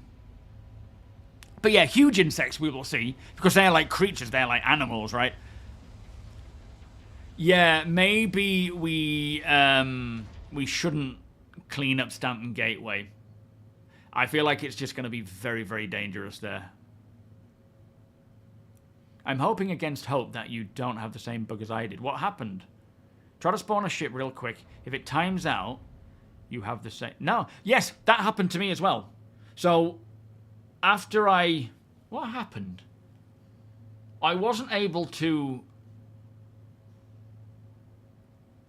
Yeah, I was trespassing. No, it kicked me, and then I went back to my hangar, and I couldn't get a ship. And then I logged out and logged back in again, and I couldn't get into my hangar. Are you still suffering from this same issue, APOC? Question, I recall way back, when buying a ship... you also buy hangars with them. No, you don't. At the moment, the hangar style is tied to the location. Like, Microtech has these kind of Revel and York hangars. Lawville and Area 18 have the, the Southland. We will eventually be allocated the personal hangar with the style that we're supposed to be getting. And then you will be able to upgrade them, buy more, you know, rent them as well. But yeah, at the moment, it's just... whatever the location is based on the style of the location. For a friend. Yeah, holding the ammo for a friend. Small flying insects are usually made with particles. I don't see why they would... No, and I feel like if they can find a way to make it where they can kind of physicalize them and make them into an individual style thing, then sure. But when you think about how much that would have to be tracked and how performant and friendly that would be, chances are insects on small scales will be visual, but as an effect, not an actual physical item or entity. I also tried to set up a desk over here, but it's that table that keeps wobbling. So annoying. Delphinius, welcome. If you die and lose it, you now owe 2 back. Yes, yeah. If you take my weapon and you die and lose it, like the Mafia, you got... We're keeping score. I can't name my reclaimer, I don't think, because I didn't buy it. It was a CCU. Can I actually name it? Verpine, how you doing? Welcome. Did they ever make it where you can loot ships from the salvaging missions? Yeah, I think if they're gold standard ships, where they have the physical components, you can. But yeah, this is the desk setup. So essentially, if there's like, you know, me and APOC and Deacon, sitting having a conversation about what the plan is that day, we can come over here to my office, look at a fish tank with nothing in it, but then you go close to this table, it likes to do a little bit of a jig.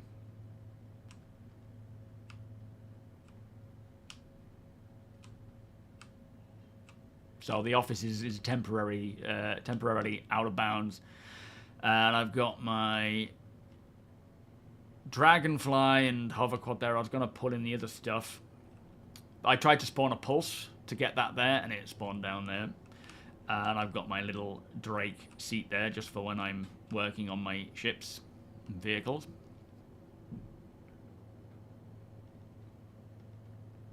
Bees in a bottle. I thought it was one that you could name. Maybe you can. Yeah, I'll have to check my hangar. I didn't know. SuperMac Scraper. Scraper Muck Scraperson. I actually have quite a long list of names based on various things that have interested me over the years. Some lore stuff, some, you know, real world stuff.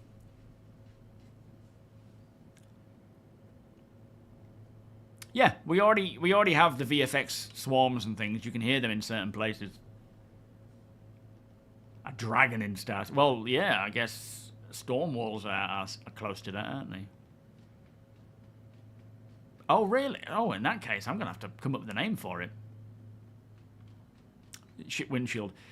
Yeah, swatting all the bugs off. It just reminds me of Men in Black starting sequence where you're following this fly or this little hover, dragonfly, and then it just goes splat. So this is my racing area, where if I find some decent racing components, I'm going to, you know, set them up here. Hopefully we'll get, like, a way to display our racing suits as well soon.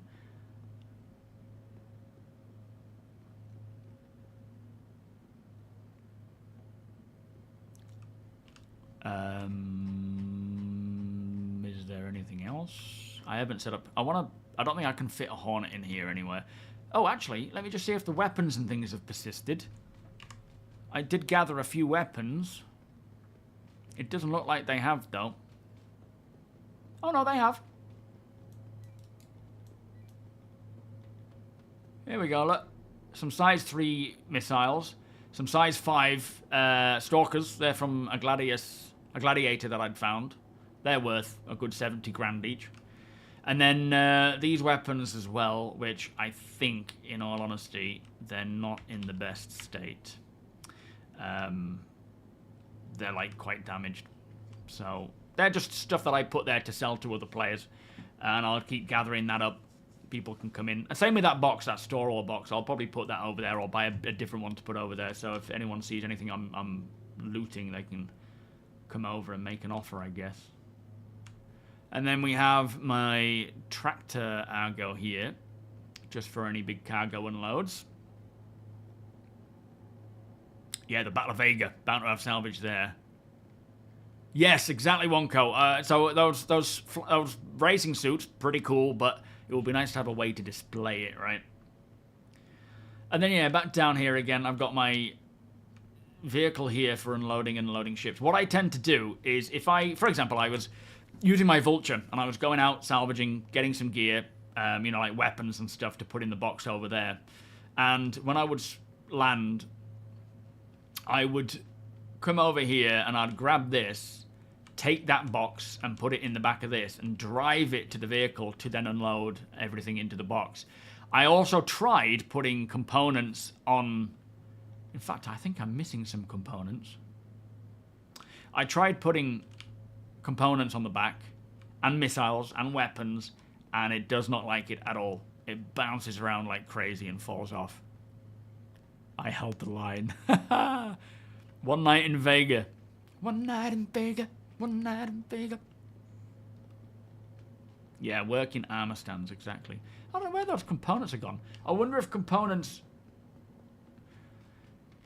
do not persist. Oh, are you...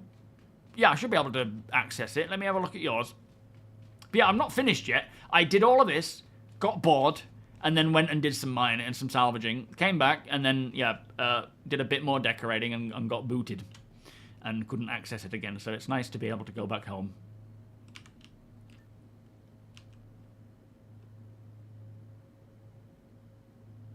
Yeah, absolutely, APOC. By all means, mate. If I don't find a buyer in the meantime. Yeah, the mannequins at Stegman's, absolutely. Ooh. Yeah, it just says unknown. I mean, yours will be extra large, won't it? Let's see where this takes me. Oh, I don't think it's taking me anywhere. No. It doesn't work. For some reason, it's not allowing me to access yours. Yeah, it might be because you're where you are. I don't know what unlocked it, fuck. It could be the hotfix. They could have fixed it. But if APOC is still unable to get into his, then maybe not. It might be... Oh, I have to go to the lobby, do I? Okay, hang on. It might be because I died in Pyro. Like, that could have been a weird, specific reset where I died in Pyro and then respawned back here. I don't know. It's a very confused... Some of these bugs are really confusing, the way that they get fixed. If you name the Reclaimer, it respawns as a new ship, so you have to deliver it to pull it out again. Okay. Well, that's good. I mean, I'm all right with that. Thank you for letting me know, though, Akami. I'll keep that in mind. Metascallion, how you doing? Welcome. Sorry to ask, if I want one weapon, is there a site I can go to search which ship has it? Do you mean... oh, no, it doesn't seem to work there, look. Oh, now I can't find mine again. What do you mean? Is there a site to find? As in whereabouts? So you do have on your MOBIGlass assets, which you can go to. It tells you basically where everything is that you own. I don't know how good it is though.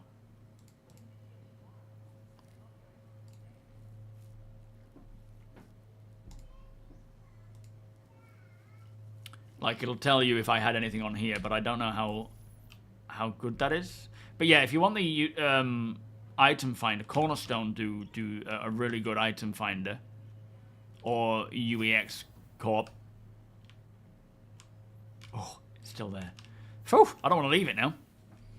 Just looked, and it seems that the renaming of the Reclaimer depends on when and how you got it. Not available for Reclaimers purchased post-2020. I'll have a look and see if it's there, but yeah, I wasn't under the impression I could do it, but I never looked. So, yeah. Urkel's good, but does that tell you where you can buy items from? Let me just check my thing now.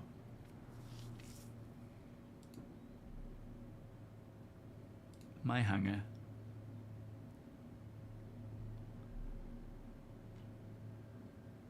Oh, there's the giveaway and all the things that I've unlocked now. Very nice.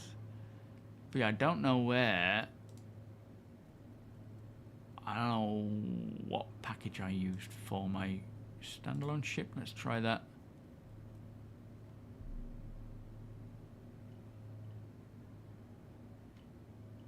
I've CCU'd so many things over the years that I don't even know what the original source ship was or what it was from.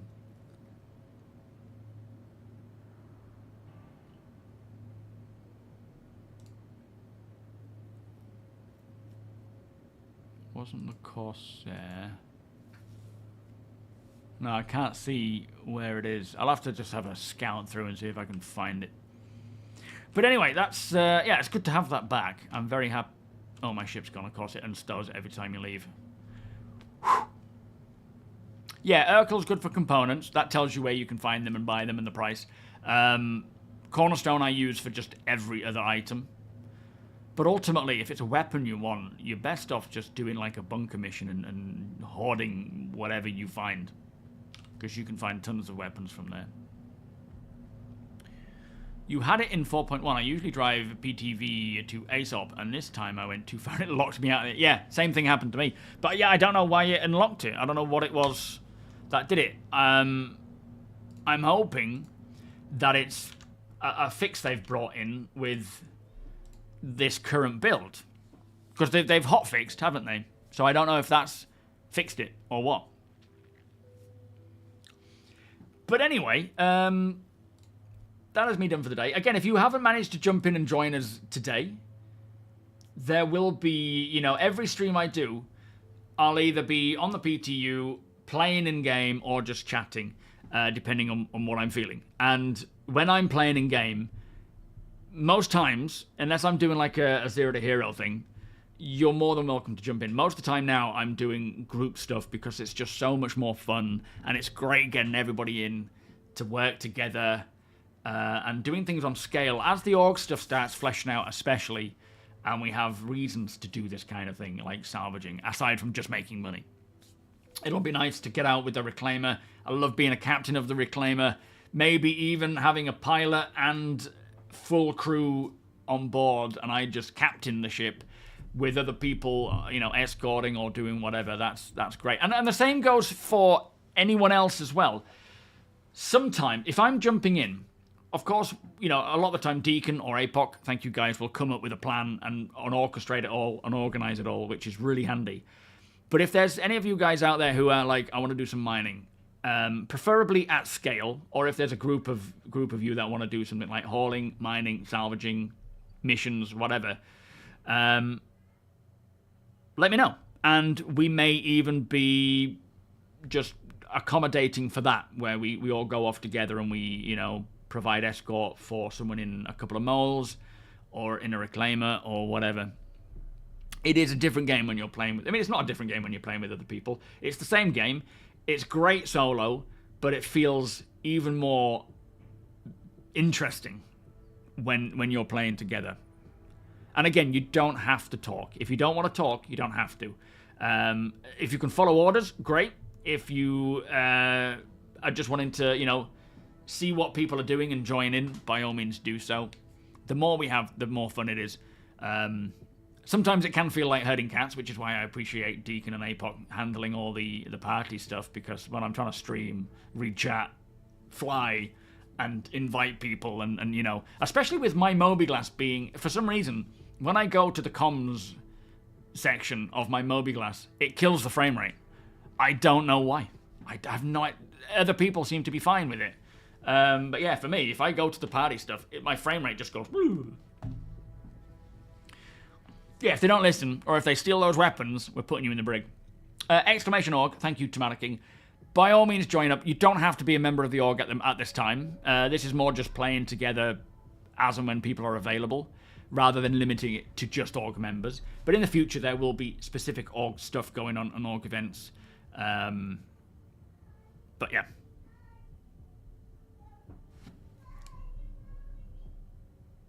What's going on? She sounded like an old woman then, Summer, running around shouting. How do you communicate when VoIP? I personally, if I'm playing outside of streaming or recording, then I'll jump on Discord and we'll just use Discord. In fact, a lot of people playing today were on Discord together in a channel.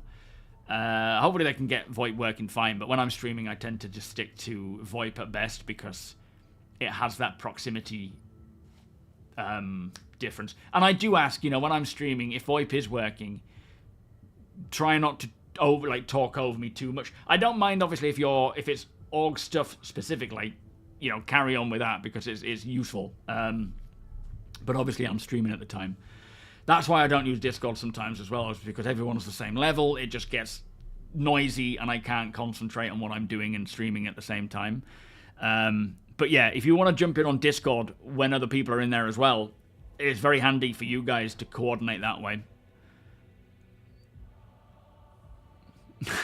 Best of luck there, Winter. Have a good time. What's it called? Not Antor, is it? It's the ship weapon. The Antor one. What's the Antor one? I can't think what that is.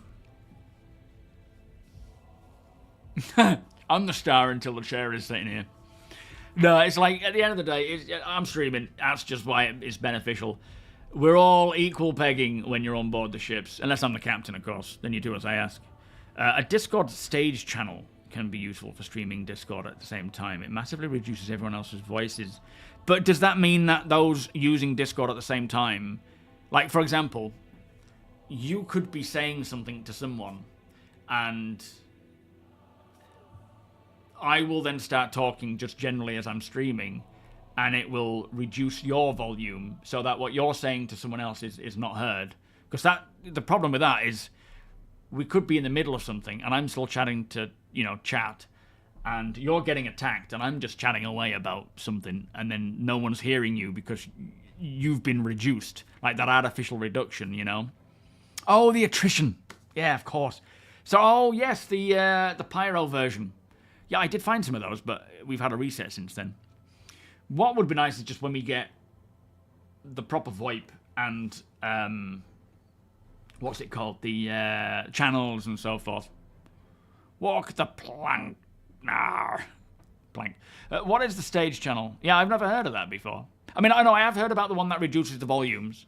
It reduces the volumes to everyone, but that's the trade-off of voice. It can set multiple people you trust as presenters if you want certain voices to be able to... Well, what I'm saying is, like, if anybody is in a situation where they're being attacked, ideally they'd be able to come through and be like, break, I need help.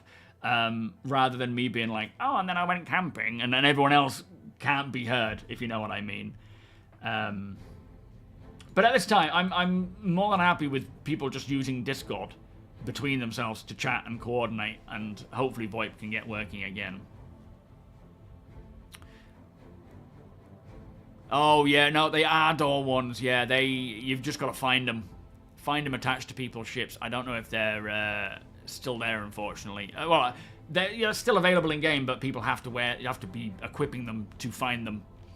Ah, thank you, Wonko. Anyway, I need to go. A shout button override. That's it. Just Mumble have that. Because I don't want to be in the middle of something just chatting away and you guys are getting attacked and no one can hear you. Like, there's priority there, right? But at the same time, while I'm streaming, I need to be able to hear and chat. So, it sounds like I'm making artificial problems, but these are the issues that I have to deal with, and I need to make sure that it works, right? Anyway, I'll see you all on Friday. We'll probably be doing PTU stuff, unless I play a lot of it over the course of the next day or two and get sick of it, then we'll jump on and do more of this. But at this time, it's probably PTU stuff. 4.1. Check out that new stuff. Exclamation AM. Shout out again to Into the AM, channel sponsors. Again, some really cool threads, and you get 10% off. I get a kickback, so it is much appreciated if you do purchase from there. Use that link.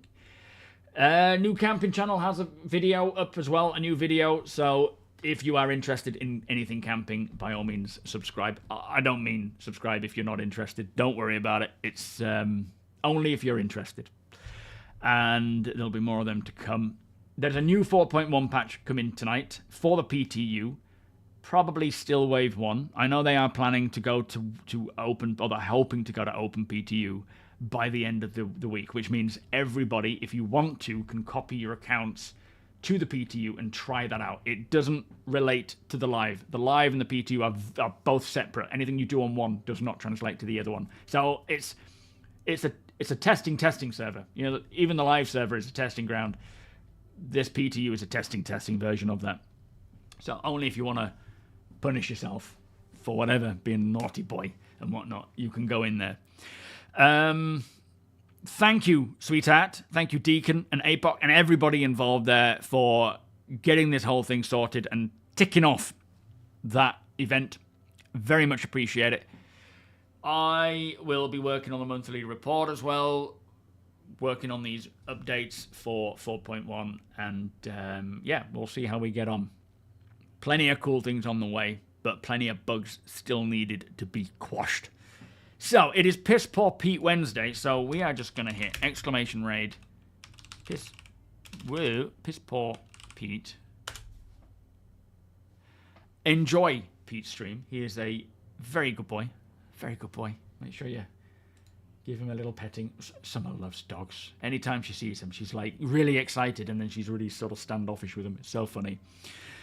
I'll see you all on Friday. We've got the roadmap update tonight, in fact, so that will probably be Friday's video, plus a new PTU tonight.